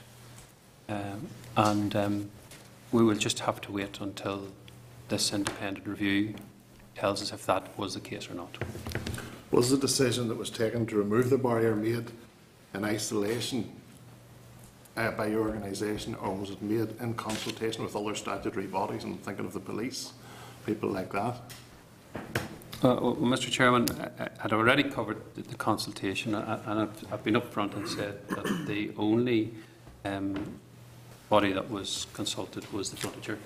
There wasn't a wider consultation, and that's not something that we generally do when we're doing our general works to improve and maintain the road. We don't generally consult wide and far on everything we do. We would find that would be logistically and from a resource point of view, impossible. And so it's set out in legislation the places where we should and do consult. So there would have been no consultation with police in relation to road traffic accidents at that site? Well, I suppose that might be slightly inaccurate, Mr. Chairman. We obtain the details of road traffic collisions on an ongoing basis from the police, and that information is analysed to identify places where collisions cluster. But that information would also have been... Are those injury-only accidents? They're injury-only accidents, yes. Injury-only collisions. But the barrier that was removed, we have heard today, was damaged. So there's an indication that accidents had happened, whether or not they were injury-only. Well, there certainly was, from my understanding, and I didn't see the barrier itself, I've only seen photographs like the committee here, there was evidence that the barrier has been damaged. We can't say how it was damaged. It could have been vandalised, it could have been damaged by vehicles, we just don't know. Sorry, this is a folded steel barrier. Yeah. Can you tell me how vandals would damage that? I'm just saying I don't know how it was Well, I'll tell you the truth, for you even to come out with that, Appalling. it's just appalling. To even suggest that. These are constructed, maybe Stephen should tell us because he knows an awful lot about them, but I assume these are constructed to withstand a fair degree of impact. Sure. Mr. Well, Chairman, is that fair or otherwise? it is. Right, so that's fair. Kevin, tell me then how you think someone could have vandalised it. Well, Mr. We're not talking Chairman, about someone made of glass here. Mr. Chairman, I'm prepared to withdraw that remark. I think you it should. would be more appropriate for me to say we don't know the circumstances for how the barrier was damaged. I tell you the truth, and your attitude towards this whole meeting today, I have to say, and your demeanour, says a lot for how the department have responded to this whole incident, Kevin. I'm talking about your demeanour, not talking about Stephen, not talking about Carl, talking about your demeanour. Sorry, Stephen, I think Dale wanted in for a brief one, if that's okay. That's okay, yes. I mean, I've heard all that. The just answers that they just don't stack up. It's unbelievable. It's unbelievable. Thanks, Chairman. Just on this matter of collating collisions, I hope I don't get into trouble for this, but I recall That's when you're going to. hitting the original barrier. Snow on the road, and I slid into it. Not at any great speed. So I don't know whether that was a collision. I had a good look at the barrier then, and it seemed to me to have taken quite a few knocks. Are you able to say that, or tell us, during the lifetime of the barrier that we're talking about, how many repairs were carried out to it due to vehicle impact? Mr. Chairman, I'm not. I don't have that information, but we can check to see if there was. I'm not sure that there were repairs, but I don't know the answer. Is the I truth. think Carl wants We in can there. find out. No, I'm just saying- No, if you can. I was just going to say, there's no record The reason I'm of... saying that Yes, is you can. just a moment ago you were painting a picture in response to Mr. Moodry, right? That it had taken a knock. The photograph that John Dallett referred to seems of something that is never just been left there. And I'm just saying, I know I've hit it, and I'm quite sure a whole lot of other people had hit it before me, and people hit it afterwards. I'm just wondering how many repairs were there, because that might have been an indication. Better than this police information, this wandering out in the dark about collisions, and that might have been an indication of how effective the barrier was. Because let me tell you, I thought it was very effective as a motorist. Thought it was very effective, and I also thought later on how glad I was there was nobody behind that. I didn't mind the barrier or anything, but just how glad I was there was a barrier there. It's a dangerous part of the road. I know it very, very well. So if you have any reports or figures about the repairs, they might give us some indication as to just how necessary this barrier was and how appalling and dreadful and woeful the decision was to remove it under any circumstances. And I don't think the department are going to ever survive any denial that it was a wrong decision to take it away. Can I... They have no feet to stand Beg on. your pardon. Sorry. Go ahead. The condition of the beam itself was good. It showed no indication of collisions that the inspector could see, and we looked back for records of repairs over the past number of years. Now, it may have only been up to about 5 years that we hold records, but we could find no evidence that we It was an effective barrier, you're saying. It was there. No, it Been hadn't. there It- a long, long time. It withstood people like me bumping into it and lots of people. So it was very, very effective, and yet you took it away. There was no evidence of any repair having been carried out. The beam was in good condition, and there was no evidence of any repair John, having was- been carried out over Are you a number of making my years, point? longer than the intervention level for You're collision. making my point, thank you. It was good, it was there, it was serving a purpose, it was useful, and it would have saved a life. Mr. Chairman, if I can comment, I have related to the committee the defects, the three major defects that we spotted in the barrier, and I didn't mention the beam. It was the issue about the height. the issue about the rotten wooden posts and then the issue about the ends. So the thing that was the the reason. thing was doing its job right up until the moment that somebody decided to take it away, and from there on in, lives were at risk. And that's what you've got to stand up and say, it was a great decision to take this away. Protocols, science, whatever you like, you didn't replace it with anything. It's taken you all this time for the minister to give you somebody to kick up the backside to come up with this new form. But you can't get away from the barrier did its job. It really worked. And yet somebody took it away. Well, Mr. Chairman, all I can say is that we're not convinced the barrier would have worked had there been a collision when it was placed, the old barrier. We were concerned about the condition of it. Right, can I take you back to your report then? You have a copy in front of you, Kevin, albeit you've got names in yours and we haven't on Carl's. And it's taking me back to read this, and this is unfortunate we haven't all got copies of this today, because we all could be looking at this. But when I came in, and I had to leave the room momentarily, and I came in, Ross was talking about speeds. So your inspection detail, and I mean this is the first time we've seen one of these forms. Correct me if I'm wrong. So if I look at this, you take up your points, and there's a multiplication done for this. Is that right, Kevin? Yes. Where you arrive system, at the priority, whether it's priority yes. or not. Mr. Chairman, I should say I'm not an expert now in the actual scoring system. Right. Is Stephen more afraid with this? Well, I think between the three of us we can answer. Right. So it's fair to say where it gets to priority, the maximum score is 100. So that'll balance whether your decision whether to replace something or otherwise. Is that fair? Yes. Yes. Well then, do you see? And I think that's the point. I think Ross actually, and that's what making me focus on this. And even in terms of the debate yesterday, where we talked about 20's plenty, and we're all familiar in 30-mile limit. Most people don't do it, and probably if they do in 20, they won't do it either.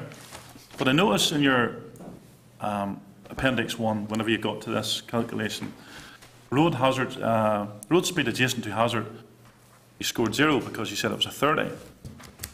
Was there a traffic survey carried out on the road to make sure that the majority of the vehicle traffic was doing 30?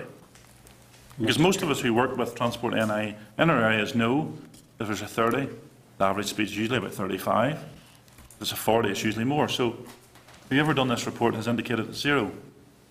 Mr. Was there a Chairman, survey my done? understanding, yeah, is there wasn't a formal traffic survey done. Right. So there's no. So, the very basis of this. Now, if we take you down to priority for repair stroke replacement, someone has trouble with their multiplication. Is it the 27.5 or is it the 33? A percentage of inspections are reassessed by a higher grade officer. There's a percentage quality assurance check. Well, none of this has been changed, other than the fact that someone changed whenever they multiplied the 5.5 by 6. Someone decided it made 33 and not 27.5. I think So was that part of the original report, or was that someone come behind who could multiply better than the first person? yeah, the checker. Right. So maths is not their strong subject. And this is based on a report where no speed survey was done for a road. That's my understanding. There was no formal speed survey carried out. Do you see in the back of today, Kevin? Would you do me a favour? I don't know if the rest of the committee support me on this or not. Could we get a survey done on that road to see what the actual speed is of the traffic, the average speed? Because whoever done this report didn't bother their backside, didn't care.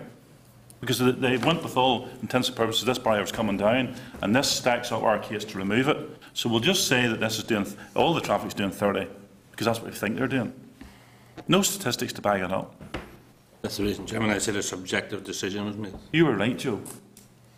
You were right. No empirical evidence. Play the fancy. Just because it comes to the decision Transparency. first, and then let's get the evidence based around the decision. Mr. Chairman, Well, Kevin, you refuted it sorry. earlier, and you didn't like it earlier, but that's the fact. There's no. This was guesswork, or in the minister's words previously, guesstimate. A guesstimate. There's no evidence to suggest the average speed of the vehicles that are travelling that road. And I would say everyone, if they're honest around this table, are all guilty of driving too fast, as the majority of the population in Northern Ireland do. You drive fast on the approach to that bend, it comes on you very quickly, and then you slow down without the snow. And that's what's happening. It's just been a godsend that nobody's been hurt. So, Kevin, are you going to give me an assurance today that we're going to get a survey done on this piece of the road? Mr. Chairman, I'd be happy to arrange a survey, yes. Yeah, and we'll get the full report, not an edited version. Mr. Chairman, I'd be happy to provide you with a full report, Yeah, yes. and it'll come straight to us, not via BBC. Mr. Chairman, I don't have control over the information that goes out to the BBC and the timing of it. All I can tell you is that I did my best to respond to the requests that the committee has asked, and I did look back when we were talking there. The date of the committee's request was the 11th of February, so we do our best, but I can't control what the media says.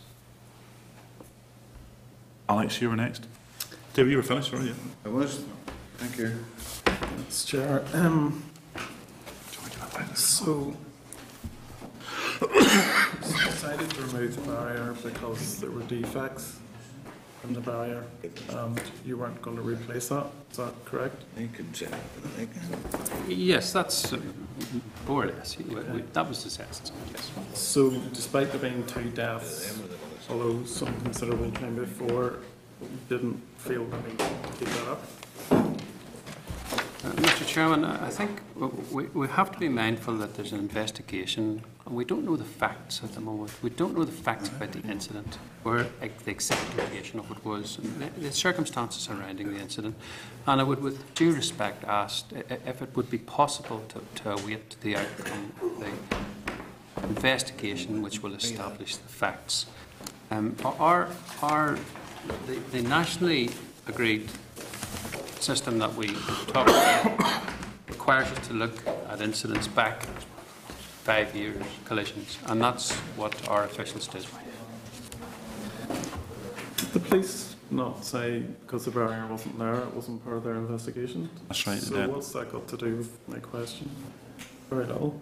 I think that says a lot, actually. You know, the barrier is not part of the police's investigation. It does say a Yes, lot. so I'm talking about the barrier, so it's not part of the investigation. So how's me asking you questions? Seems to be an issue there for you. Well, I may have picked you up incorrectly, but I thought you were implying that the incidents that occurred would have been stopped by the barrier. No. I'm not sure I that's was the case. asking you because there had been a previous series of incidents years ago, and there were 2 deaths. Would that not mean that because of the serious nature of that incident years ago, that you would be keeping that barrier up? To me, if there's been deaths at a certain spot and a barrier have been put up because of that, it doesn't make sense to take it down. Well, in response, what I would say is that that first incident, we believe, was, and it's on press because there are no records of it, in the 70s. So the nationally agreed standards don't require us to take account of that. In relation to the most recent, very tragic incident, I'm saying we have to wait the outcome of the circumstances of that investigation to find out whether it was relevant or not. So, BRD would do regular inspections of the barrier, yeah? Yes. So, these are only records for about 5 years? I would have to check back, but it would be, I think 7 years is our 7 years. disposal schedule. Okay, so how often would they check the barrier? Since the Selby report in the new TD 19 and the inspections, we're a rolling 5-year programme. So once, But it will be, sorry, I beg your pardon, it will be inspected by the roads inspector every 2 years. so once every 2 years there's an But inspection? that's just a visual inspection. Somebody to come and really look at the structural elements of the barrier will be every 5 years. So the removal was out of the structural inspection? Right, okay. And large sections of the barrier were in reasonable shape? The beam was in good shape. Okay, and what wasn't in good shape? The Posts were in poor shape. So would it not have been better, rather than remove it, to do repairs to change the posts? Keep the barrier in place and do it that way, rather than removing it for good? It really wasn't feasible. There were the barrier was low and the end terminals weren't satisfactory either. And with the length of the beam, it really wasn't cost effective to replace bits of it. Sorry, I have to say, Carl, this whole, I mean, someone referred to an hour and a half, and your last comments, that it wasn't cost effective. Oh. I have to say, I don't think there's anyone around this table could question the effectiveness that it may have had, and we may not have been having this discussion today. There's a young fella who's lost his life. Now, cost effective? Cost £800 to remove it. Can I say something? Sorry, everybody. But the money we put into these things is money that's taken out of something else. If we put up one barrier, we don't have the money to put a barrier up somewhere else, where the risk may be higher. Now, that doesn't mean we know where the accident's going to take place. Maybe you should come out of your silos, because there was a debate, as I said again yesterday. They're talking about approximately between 23 and 25 million at a guess on what it could be to change the signage in Northern Ireland to enforce 20-mile-an-hour limits. Now, if we just done that purely on a cost basis, it wouldn't be financially viable to do it. But as John Dallett again, and I think, well, maybe more his colleague, I think it was actually his colleague Pat Ramsey said, if it saved one life, it would be money well spent. Now, someone made a very good decision back in the 1970s to put a barrier up in this place. And Kevin, you can take all your policies and do what you like with them. But the fact is, someone made a decision to remove it. And I don't think you'll convince anyone around this table that they made the wrong decision to remove it. Now, but Kevin, you've left yourself an open door. And we have an open door policy as well. See, as soon as the police investigation is finished, we'll be very happy to bring you back. Because I think some of that stuff will focus on actually the accident itself. But I think many of us around this table know that there'll be no reference made to the barrier, because the police are very clear the fact that they're not looking at the barrier at the minute. But see, whenever you come back, we'll be looking at the barrier. We'll be talking about where the incident happened, or it was in the road or on the footpath. And you can bring whoever you like, because the fact is, if the barrier had been there, there was every likelihood that we wouldn't have been having this discussion today. I think we'll leave it there today, and it's sad how you've made your presentation today and how you've tried to defend the indefensible in this. Mr. Chairman, thank you for I know it has been a difficult meeting this morning, but thank you for taking the time to talk. Yeah, I look forward to seeing you again.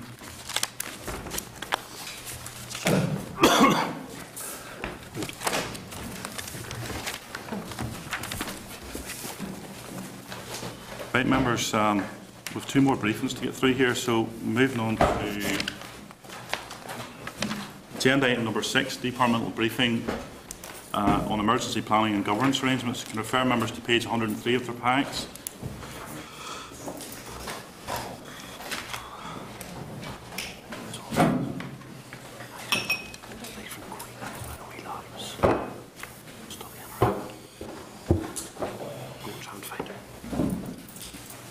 Sorry, I can welcome David. You're very welcome, and Jackie. So, David, I take it you're leading off, right? Yes, Chairman. I apologise that we are running well behind. I appreciate the reasons scheduled why. time, I appreciate an important discussion that did take place. So the floor is yours. I mean, if you can keep it. I mean, I know we've kept you late, but keep it reasonable. No, I appreciate your under time pressures. There's no committee needs in here. So. Yep. Very briefly, if I can just introduce myself, David Crabham, Head of Central Management Branch. I've only been in that post since December last year. Jackie Gregg is the Emergency Planning Officer for the department. She's been in that role for about 5 years. I'll take a very quick run through, Chairman, just to cover an outline of the emergency planning arrangements within the department, and with some specific references to the Northern Ireland water situation, which is, I think, the reason why we're here today. Central Management Branch coordinates the emergency planning and contingency arrangements within the department. Just by way of explanation, there are two types of emergency plans. One is business continuity planning, and the other is a major emergency response plan. Business continuity planning is that internal process where we ensure that businesses are kept running no matter what happens to affect those businesses, so their internal issues. The major emergency response plan is that which affects the general public and is external facing within that. And the major emergency response plan looks at things like preparedness and continuity, integration, communication and cooperations that will be necessary. It's a framework rather than something which seeks to provide solutions to individual problems that may occur. Where there is an individual or problem affecting an operational area, that operational area will have its own specific emergency response plans and will be activated as circumstances dictate. In the case of the Northern Ireland Water Industrial Action, Northern Ireland Water emergency plans were invoked to deal with the situation, and the role of DRD in that instance, the role of the department in support of Northern Ireland Water, that was to ensure that appropriate action was being taken, to ensure that there was communication and information flow among stakeholders, including the media, facilitating discussion and decision making, briefing obviously the Minister, the Executive, this committee, identifying cross-cutting issues that might stray outside to involve other departments and agencies, and to provide a facility for organisations to make inquiries or report any unexpected developments or emerging issues. So in essence, to progress and manage the response with stakeholders, including through multi-agency meetings. We have a number of governance procedures that feed into this. We have a network of emergency planning officers, both within the department and our arm's length bodies. We have an emergency management development programme which seeks to knit that together, and that's a requirement of the Northern Ireland Civil Contingency Framework, and identifies priorities for action to ensure that the department is adequately prepared to cope with emergency situations. We have an emergency planning steering group which meets twice a year, brings the emergency planning officers together and looks at any issues that have arisen over the preceding period.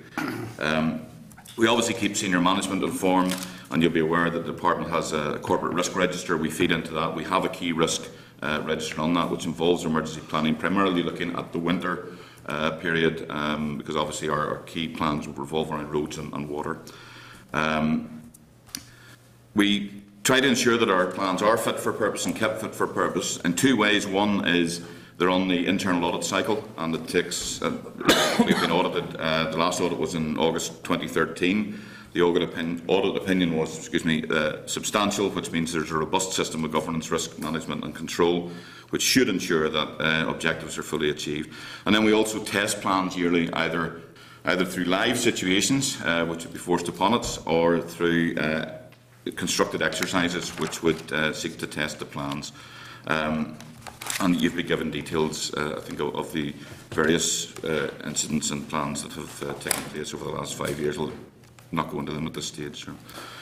The Departmental Emergency Management Group, if I could just mention its role, it has a central role managing the department's response to an emergency, and it doesn't have a fixed membership. It will have a membership which comprises those senior officials which have a locus on the emergency itself who should be involved. It's normally chaired by the Permanent Secretary of the department, or a nominated deputy on his behalf.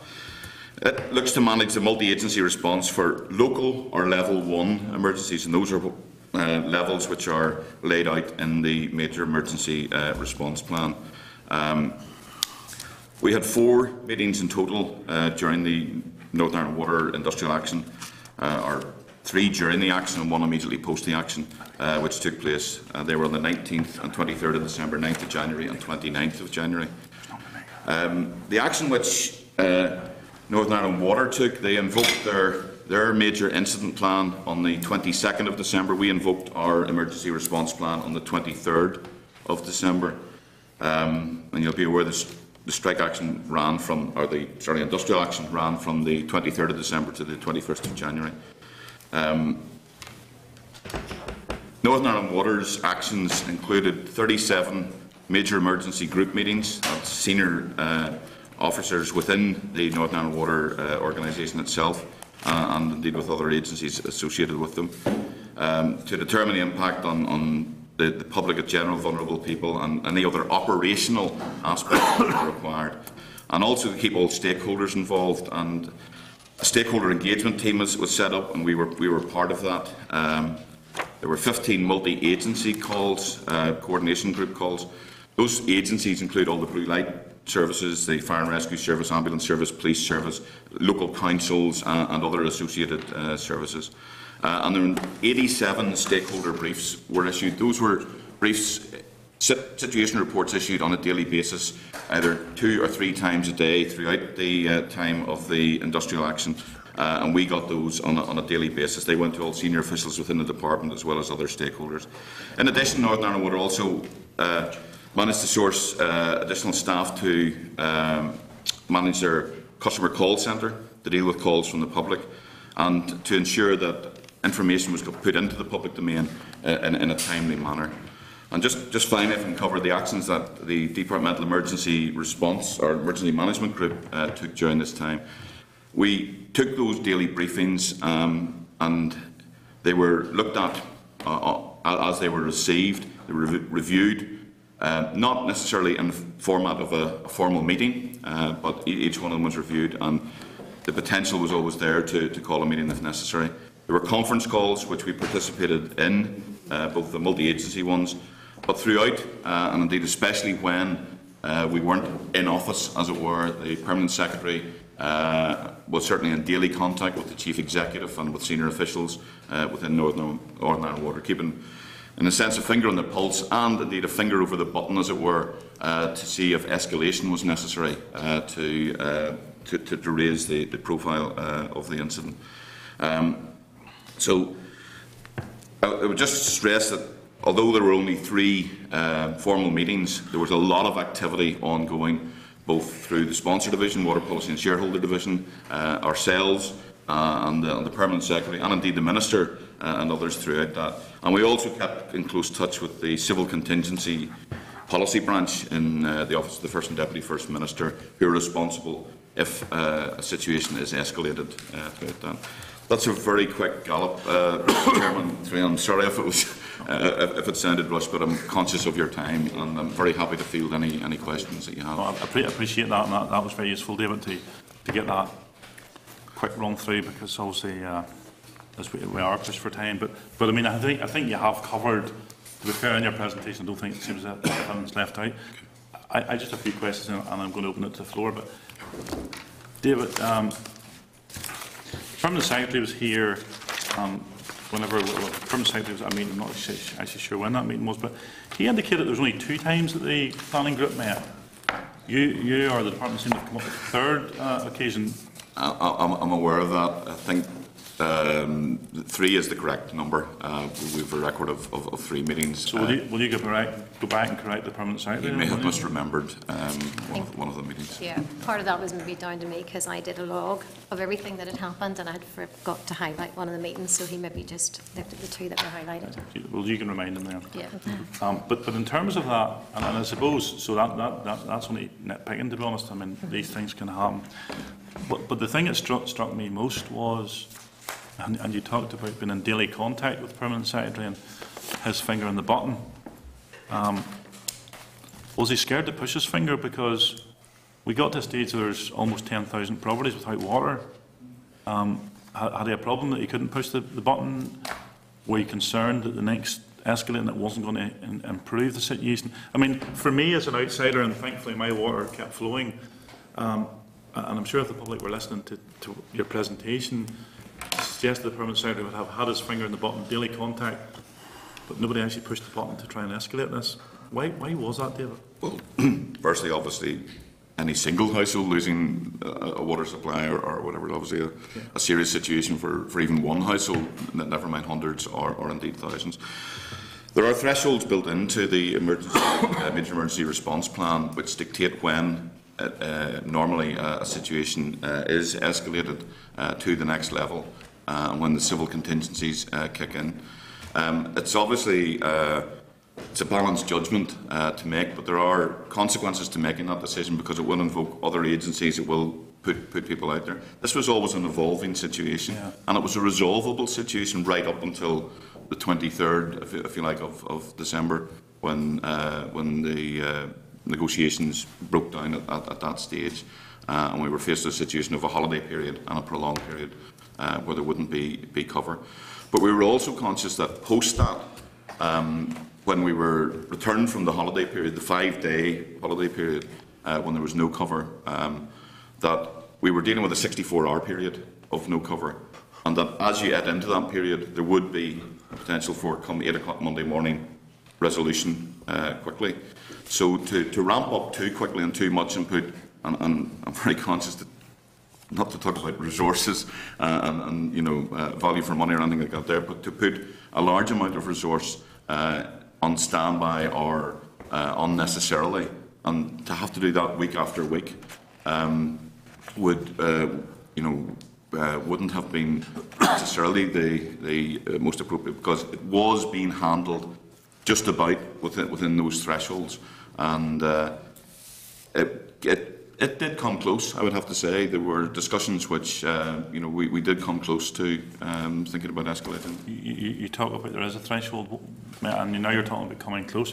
And I mean, I think it would be beneficial for us as elected members to know as well, because let's hope we never see an event. But this is Northern Ireland, so we likely will. I mean, and given the adverse weather we've had in the past, which is beyond the control of anyone. What is that number, David?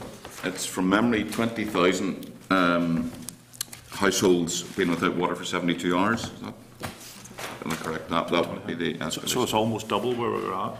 Yeah, although there were times when the potential was always there for that, and that's why I say it was a finger hovering over the button. So, well, I think it was a not knowing for some of us where that situation is to get to the next stage, because it's difficult for us to communicate as well. Yeah. Well, once on this occasion I wasn't affected, but in previous ones my area would have been affected.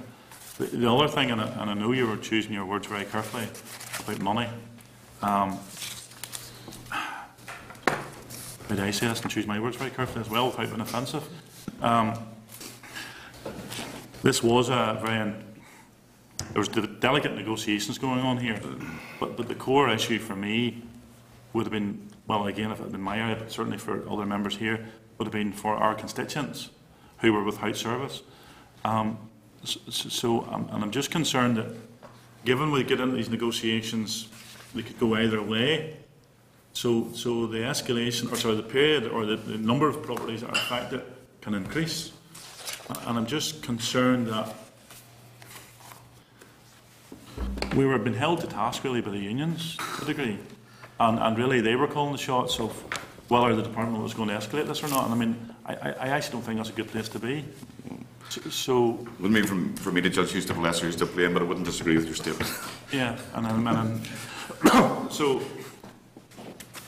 you maybe dug yourself a hole by saying that, of course, because it's a very bad position for you to be the head of the water policy unit. Sorry, the accountant. You've just promoted. Sorry, just Barbara. Sorry, this is maybe more for you, Barbara. No. Barbara's wrong. Coming later.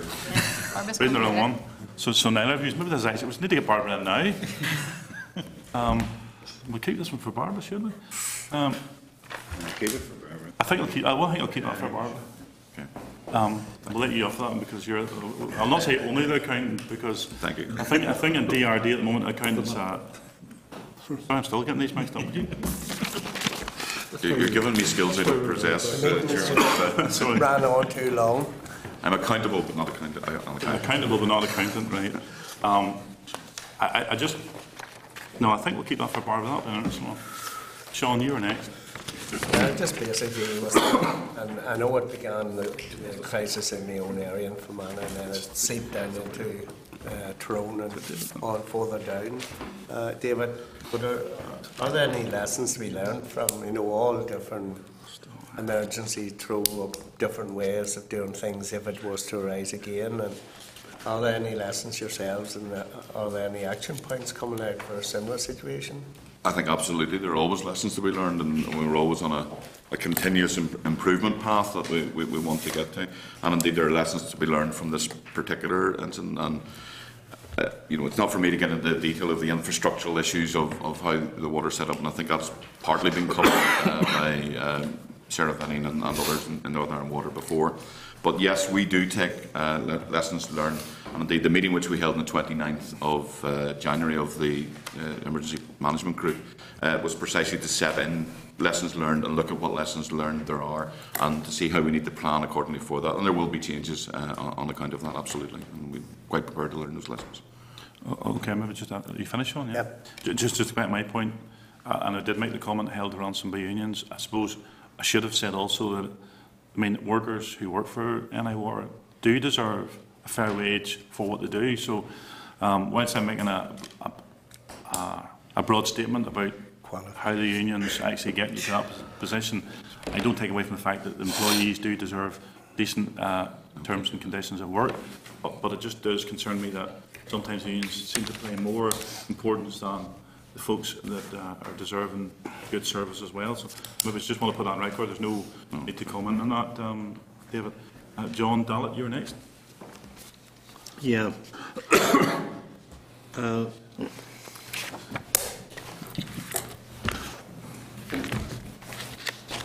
At what stage would you have said the thing became critical? Was it scenes of that poor woman scraping the snow off the roof of the car, or was it the elderly farmer carrying 2 buckets of water across a yard to try and keep cows alive? Chairman, each one of those situations is critical for those individuals involved, and you know, it's highly regrettable. There's no doubt about that. We, in the department, have to look at the strategic context on this, and that's where our role lies. The individual operational plans from Northern Ireland Water will seek to try and mitigate those circumstances as far as possible. And again, as Mr. Lynch mentioned, there are lessons to be learned. And I think one of the things that we've learned from this, we've always talked about vulnerable people. Indeed, there are vulnerable animals and livestock which need to be taken into account, and that's something that one of the lessons, for example, that has come from this. So, in those particular instances, I mean, as I say, it's critical for one household, but it's Northern Ireland Water's operational plans would swing into play for those. We are dealing with a strategic level, a threshold, and that's when we would look at the criticality of elevating it. Well, tell me,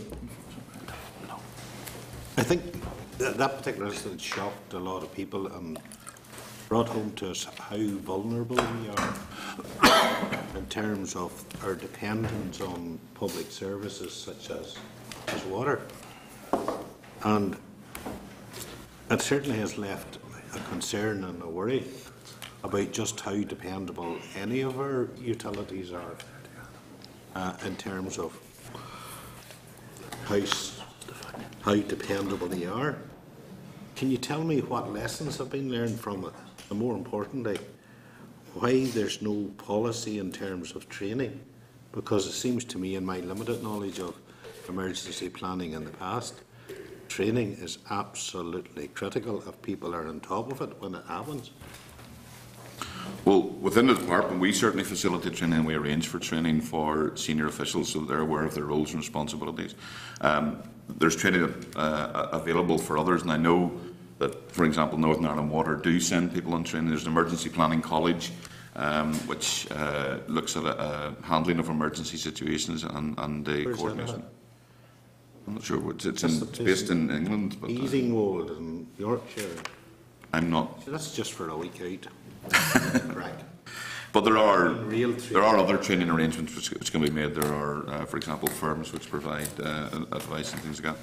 But we draw on. No, I don't mean that. I mean, I can just picture the scene, Chairperson. You're sitting in some cosy place like the Elk outside Toom or somewhere like that, and you have the lunch supplied and all that. I mean, real emergency planning. Out on the. I think those days are gone, Chairman. Are they? I mean real emergency planning where perhaps even elected representatives might actually become involved and be knowledgeable about what your services are and how they can input to it. Because it seems to me in that particular case, Sarah Venning, as the Chief Executive, seems to be the only one who was capable or prepared to answer any questions at all. The Board of Directors were hiding under the table, they couldn't be seen. You know, there's a lot of things to talk about in terms of the outcomes of that and how the public were demoralised in terms of what happened. I appreciate that, Chairman. I obviously can't answer for the Board of Northern Ireland Water, and indeed and I believe the Chairman is. Some observations on how they performed. I mean, You know, Our focus was very much on looking at, leadership I'm thinking about in an emergency situation. Where was it? well, Nowhere to be seen. our focus was very much at looking at where the actions been taken that needed to be taken by Northern Ireland Water. And I think broadly speaking, I would have to say that we felt that they were. We were also, in terms of broader communication, i.e. communication with the public, broadly speaking, not in every circumstance, but broadly speaking, it was achieving the aim that it set out to do. But again, there are always lessons to be learned, and we're happy to look at improvements, as and when we can. Chairperson, I'd stop at that because I know we're running out of time. But, we're happy to look at improvements where there is. Chairperson, we have only had one of the worst crises I've lived through. And, I would like to see some detailed report on it, what lessons have been learned from it, and what plans are there in the future to make sure that the people responsible for handling emergencies are skilled and have the commitment to handle them. And I don't want to see any lady again in Draperstown or anywhere else scraping snow off the roof of a car to get water. And I take your point. I mean, and I think that's why I made the point in this one, John. But I think there's a fair degree of people being responsible on how you actually done this one. But the worst one for me was the previous one in about 2011, the freeze thaw, and they were very slow to react then, and the country was just getting to the stage it was coming to a standstill. But the same point you're making is there, John, that we don't seem to ever learn stuff from this. I mean, whilst we can't predict the weather, I think it's just getting that response right and getting, we even had a small incident over the December period where I was inundated with calls, and I rang the call centre about the road gritting, and they were telling me they were getting lots of calls about complaints about gritters not being out, but the gritters were out. So there's obviously things going on. People's expectations, and they expect a good service, and sometimes they don't see it. And I think we do need to learn lessons from it. So the principal point you're making, John's there, but you and I may be different in the detail. But the fact is, there definitely needs to be lessons learned, and how we react to whatever the situation may be. And we accept that, yes. I think that's fair. David, you were next. Thank you. You're welcome. Can I, Chairman, endorse the points that John just raised there about lessons learned? I wonder, could we ask David, are you in a position to provide a copy of the lessons learned report that you referred to, that the officials all sat down and worked out? We'd be certainly happy. We're still working through some of them, to be fair, and liaising with Northern Ireland Water and others on it. But we'd be very happy to provide the committee with a report of lessons learned from the incident in due course. And could you follow that, or include in that the actions that you're going to take as a result of the lessons learned, which I think is, absolutely, from our point of view as a committee and representatives, it's our constituents asked us all these questions, so that would be very, very useful. I just asked about this. Actually arose when the NI Water CDO was here. So I'm asking, is the option of bringing in outside key workers, Scotland was mentioned to the committee, is that still an option? Yes, there is a protocol where aid can be obtained from water companies from the other parts of the United Kingdom. However, there were, as I understand it, and I'm not an expert in this particular area, there were a number of issues. One was the technical nature of the plants, that it's not just anybody could come in and do them. They were specialised in some of the water treatment plants. There's very specialised areas, so it couldn't just be generalists coming in to man those. And I think the other issue is, as the Chairman alluded to, it was an unusual situation because it was involving industrial action, and there may have been a reluctance for other trade union members in other organisations to be seen to be taking, or not strike breaking, but helping out in a situation where it was purely an industrial dispute. Could I just ask, which would that option, if you were going to consider it, because there was talk, and there was only talk at the time about maybe bringing in the army or some other similar forces, would that option be a preferential option of bringing key workers in before you would decide to bring in the Army? It would depend on each situation, and indeed the likes of the Army were involved in the multi-agency calls that were there. But they, for example, in these instances, would only be able to provide generalist, like still useful drivers for lorries to be able to deliver water, or bowsers to deliver water and that sort of thing. When it got down to the key core skills of, as I understand it, some of the treatment plants are, these are intricate chemical works, and it does take a degree of skill, a high degree of skill and training before somebody can be sent in to operate that. So, to some extent, yes, absolutely. I mean, help can be accessed from elsewhere, and that's one of the rationales for having these multi-agency calls, to see when and where they could and how they could help out. But very often it's at a generalist level, and lower level skills, if we can call driving large lorries lower level skill. But it's that type of level rather than maybe the intricate detail, and that's where we were a little bit hamstrung, I think, in this instance, where those key skills were. It may be not just within your actual pay scale, right? And you seem to be quite refreshing here in front of this committee, seeing what we've gone through earlier on. Well, it sounds like a dangerous statement, Chairman, if I've been too refreshing. Up to now you seem to be. I think you should know, but maybe it might be wrong of me to ask this, but I need to know from somebody.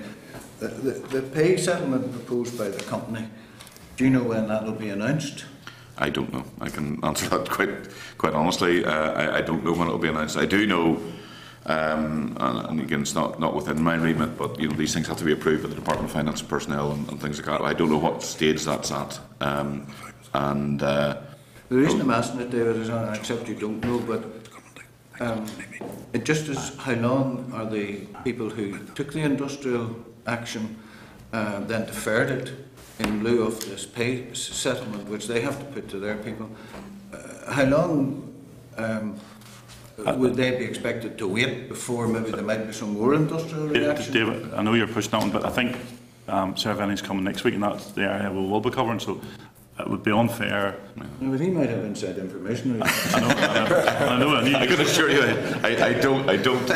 So I don't even have to refuse you that information. I don't have it. Yeah, no, and I think it would be unfair because it has been an area, and I think many of us, certainly I won't. I would like David. I would like to get the information, but we have arranged for Sarah Venning to come herself. So it would be unfair to push you on that particular thing, David. So, are you finished, David? David and I have reached an agreement now that I'm finished. Okay. Douglas, you were next. Thank you, Chair. It's just in relation to the multi-agency nature of the multi-agency response which the Department has responsibility for. During the crisis in January, not necessarily the Christmas crisis now, but sort of was very much involved in that because it affected the actual local area where I live. And myself and others, volunteers, were out assisting the Red Cross and others delivering emergency water supplies. One of the things which I found was a gap was that we found great difficulty getting a list of vulnerable patients or people on the health trust's list to come through to the local area. And whilst we were sitting with the supplies and the 4x4 trucks all ready to go, the list never came through. And that was, I had to rely on local knowledge, So I was wondering, how does the trusts and the Department of Health interface with that? My understanding is there is a coordinated approach to this, and there is Northern Ireland Water, for example, do hold a list of vulnerable people in respective areas, and they will ensure that they, for example, get water even in advance to ensure that they're there, and that was the case in this instance. That was reported to us. And in other emergency planning scenarios, there are arrangements for vulnerable people to be identified. Those lists are held and shared on that basis, where they're required operationally. So Now, how freely those lists could be made available, I don't know. There could be issues around that, but the respective agencies do have lists of where vulnerable people are. And of course, there are different categories of vulnerable people. There are individuals, and then there are like homes and hospitals, and it goes into different categorisations. But they are identified. I know that, and we're certainly satisfied that they are identified. Chair, that's the point I was trying to make. NI Water did supply the emergency water. The Red Cross were there, who were approved to take possession or get access to those lists. The list didn't come through. That's the point I'm trying to say. I felt there was a disconnect there, which is something I think you should... I'll have to take that back, Chairman. I'm not aware of the situation taking place, so certainly we'll take that back and look at it. If you could refer back to the committee as well. Report back to the committee on that and what happened with regard to that. Just something to take note of, maybe. No, that's fair enough. I appreciate the difficulty for anyone else, maybe even is listening, that obviously there is a confidentiality and data protection, but if the agency, the Red Cross, was cleared, yes, the Red Cross is approved. I don't know what happened in that instance, but and obviously then how they function after that, but that is a good point and it's well made down. Just one other, and I mean I've never heard it referred to till today in response to David. You did say that in terms of your conversations, you were speaking to the military. Did I pick you up right? They are involved in the multi-agency conference calls. They were involved within that. There's a range of, there's a network of emergency planning agencies that are there. Obviously, the red light, sorry, I beg your pardon. The blue light. Someone have red light. I don't know where you are. the blue light, the ambulance service, the fire and rescue service, and the police service are involved. But the military are involved because they do have civil contingency plans, which they can bring into action, and some are more suited to situations than others. And how strongly would you have considered using them? Oh, it's always a consideration. It's there, and depending on the skills that are required, or maybe the plant that is required, or whatever, they can be called in. So it's who's best available to help, and who can do that. So it's a situation by situation basis. Okay. Yeah. Well, thank you, David and Jackie. That was very short, but thank you, I think we did cover all the issues, and it was useful that you did right to that. And you can see the difference when you come and be honest to the committee and be frank. You get a much easier time, I think. The issue was the difference. So maybe if you tell some of your colleagues that, if they come, tell us the truth. Thank you very much, Chairman. When you do the training, this training you're talking about, bring it up then. Absolutely. Thanks again. Thank you, Chairman. Thank you now. Members, we've had to cancel, I know we were getting a briefing from the financing for NI Water, but we've had to cancel it because this room needs to be cleared for another committee, and there is other pieces of work. If the members can bear with us, and we'll rush through that to try and get that done. Because obviously we need to give the committee staff time to clear this, and other staff time to prepare it for the next committee meeting. And we should apologise, and I mean, we had asked the DALO to ask them or tell them that we were basically. So maybe if the DALO would take back our apologies. And I know the clerk didn't explain to you why, but it's because the room's been used again, and there's still a few pieces we have to rush through. So there was no other reason other than that, because I was actually looking forward to getting putting that question to Barbara, but we'll keep that one for the next day. Be ready for you. Yeah, agenda item number 8, members supporting legislation not subject to assembly procedure can refer members to page 139 of their pack, and can ask members to note the road races Croft Hill Climb Order Northern Ireland 2015 and the whaling restrictions Castledorrow Order Northern Ireland 2015. Agenda item number 9, the SR 2015-22, the Donaghadee Harbour Transfer of Harbour Undertaking Order Northern Ireland 2015. Can refer members to page 147 of their pack. The committee considered this SL1 at its meeting on the 10th of December and no issues were raised. The order was subsequently appeared without comment in the Examiner of Statutory Rules report, which can be found in today's pack. So the question put that the Committee for Regional Development has considered the SR 2015-22, the Donaghadee Harbour Transfer of Harbour Undertaking Order Northern Ireland 2015, has no objection to the rule. Agreed. Agenda item number 10, SR 2015-30, the Rathdown Walk Lisburn Abandonment Order Northern Ireland 2015. Refer members to page 158. Their pack. The committee considered this SL1 at its meeting on the 14th of January. No issues were raised. The order has been subsequently appeared without comment in the Examiner of Statutory Rules, which is found in today's pack. So can I put the question that the Committee for Regional Development has considered the SR 2015-30, the Rathdown Walk Lisburn Abandonment Order Northern Ireland 2015, and has no objection to the rule. Great. It's great. Agenda item number 11. Any other business? And there was actually something. Chris, you're lucky. No, it wasn't even that. I had something. Sorry, David, do you want to? Yes, if I may, Chairman, I've spoken to Joe Byrne about this. As you know, I didn't want to bring it up during the discussion we were having on the San Souci crash barrier, and Joe knows the family.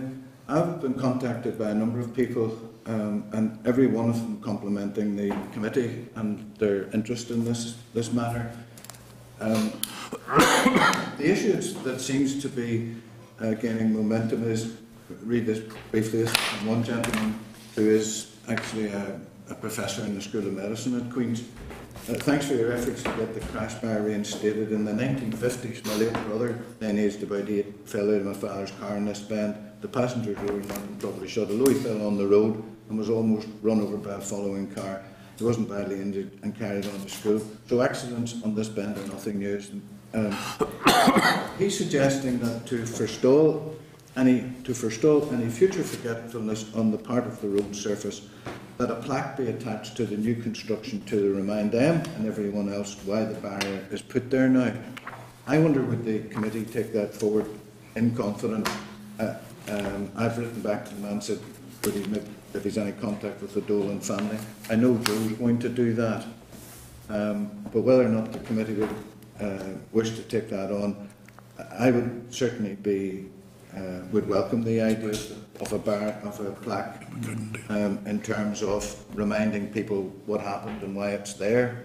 But it is a very, very sensitive issue, and I'm fully aware of that. Joe said that he's away now, but he told me, I'd spoken to him yesterday about it as well, told me he'd be very supportive of this, providing that he could go and talk to the family. So could I give this email to the clerk and maybe we could go back to it? Yeah, I mean, I suppose, well, I mean, I have no difficulty and I won't stand in the way of the suggestion. The only difficulty is, and I don't want to thwart that memory of that young fella, but there is a danger that, I suppose, if we start to do this, there's an awful lot of road deaths, far, far too many. But if we start to remember one and suggest plaques, then we'll find ourselves, I agree with that. you know, and so certainly, I mean, if we want to act as postman and pass this on from the university to the Minister's Department and let them consider it, I'm not against it, but I'm just concerned that... But maybe if we could pass it on, I agree with what you say, but maybe we could pass it on and await Joe's sounding with the family. Certainly no issue. May end there, may not. I have no issue passing it on and for to ever consider it, but I can see that they will have difficulties because, as we were reminded yesterday, the number of road deaths we have in Northern Ireland, and I mean, I drive home every night along the Castle Road, and the family done it in the Castle Road themselves with the permission of the landowner, and they have a nice plaque on the wall. And flowers is always there, and I mean, and we can go around the countryside, and unfortunately they're everywhere, and I'm not taking away from that, but we're now putting the difficulty in getting them to choose. But we'll pass that on, and we'll I think also it's worth making the point done by other members. But the work of the committee and its interest in this issue has been deemed to be highly commendable, and it's a good light on Stormont and committees for a change. We're not just fiddlers on the hill, as people call us. Yeah, well, I mean, I think it's sad that we've had to look at it because of the circumstances in this one, and I'm disappointed today, I say, on the presentation from one of the officials that was here today. I think it just made that presentation a lot more difficult for us all, and to try and extract that information, what little we still have got, instead of coming in a forthright manner and trying to help us resolve what's a difficult time for that family. Very disrespectful. Yeah, absolutely. John, you'd indicated. Chairperson, I had intended bringing that item about Gurnachy Road, if you've got it, Paul, up onto any other business, but he is undertaken to do that. Gortnaghy, Gurnachy Road, Dungiven. And the other thing, I've just had an email, and it's only rumour, suggesting that 3 of the 4 contractors for the upgrade of the railway have withdrawn. It might be useful to confirm with the department that everything is still on the rails. Yeah. There's one more thing I want to raise, and whilst it's affecting my constituency, and this particular, I mean, the Minister had a visit, the official opening of the A8 have to say I'm glad I wasn't invited, because I don't actually believe that it was good value for money to actually bypass Ballynear, and I think some of it was much of a waste of money. But on that day, the Minister decided to have two official announcements. One was in Strangford in relation to the ferry, where he took his party leader, Mike Nesbitt. The other one was ordering South Antrim and the East Antrim constituencies, where he officially opened the Ballynear bypass, with the candidates for both South Antrim and the East Antrim present. And I'm not playing party politics here, but when is the Minister going to, and I don't know, I mean, I'm opening this to members, but when is the Minister going to recognise that this is a committee and treat us with respect and stop posturing and electioneering coming up to the general election? Because that's purely what this was about. I think the Strangford one was in relation to an announcement. Truth is, this minister is never going to do it. With all due respect, all the ministers play the same game. But I think it is important to the committee, and certainly members whose constituency it is the timeline. I got literally 12 hours notice for the ferry. Well, and they don't give you any chance. Their diaries are prepared well in advance. And if they mark it embargoed or something, you could respect that, but they don't give you any time. All our all our ministers certainly have visits, and I mean, and yes, my party colleagues have had visits, and we all get notification, but we get the same notification others got. I mean, I know other ministers have visited, and we get notification. On this instance, you were lucky to get 12 hours notice, because it was my constituency, and I'm still waiting on my invitation to that day. So to the AE, I have to say I would probably refuse to go in it, because I think the Minister went on a solo run and went against the locals in this particular issue, where he ravaged the countryside to make a bypass that wasn't necessary. Well, I can honestly say I've seen the press. It was an Ulster Unionist party political broadcast visit, yeah. And that's very wrong. Yeah. But I think if the members... I mean, Chair, are there standing orders or regulations? Well, that's what I was going to ask. I mean, is there something... David Ford's always taken... Sorry, David, if we can... The Dallo, maybe? Purdah, P-U-R-D-A-H. It's basically, at what some stage, presumably between now and the main campaigning part of the election, the Minister and potentially any other maybe special advisors who are in the system who are currently elected officials, and they will then have to make a very clear delineation between official business and yeah, well, we're aware of that. Sorry, in terms of, we're aware of the Purdah system. My difficulty here is that we're not actually in Purdah. The Minister invites his two neighbouring constituency colleagues for, as David's described, an election broadcast. Surely there has to be protocol in that invitation list and how that's passed on to others. I mean, we're the scrutiny committee for DRD. I would have assumed that this committee should have normally got an invite, or indeed if it was any other minister and in any other department that had invited that particular.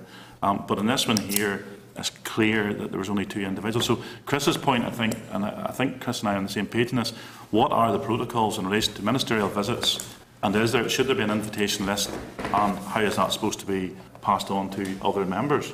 Yeah. So if the clerk could maybe inquire about that. I mean, the people in Southampton will see it as electioneering, so I'm quite content with that one. Date and time of next meeting, members, is... Sorry. Can afford the public hire taxi has been rearranged for Wednesday, the 11th of March. This has now been postponed twice due to other Assembly business, so if the members can try their best, and I think it was actually late notice the last time before we put it off, so we've really messed these guys about and it's been unintentional. So if we can really stick in our diaries for the 11th of March, and subject obviously unless the Assembly calls, if we can try and make a concerted effort to be there. Is that a Tuesday? Is that so Wednesday? It's a normal committee day. Okay. And just other than that, members, next Wednesday, 25th at 10 a.m. in room 21. Meeting's now closed. Did that get you long?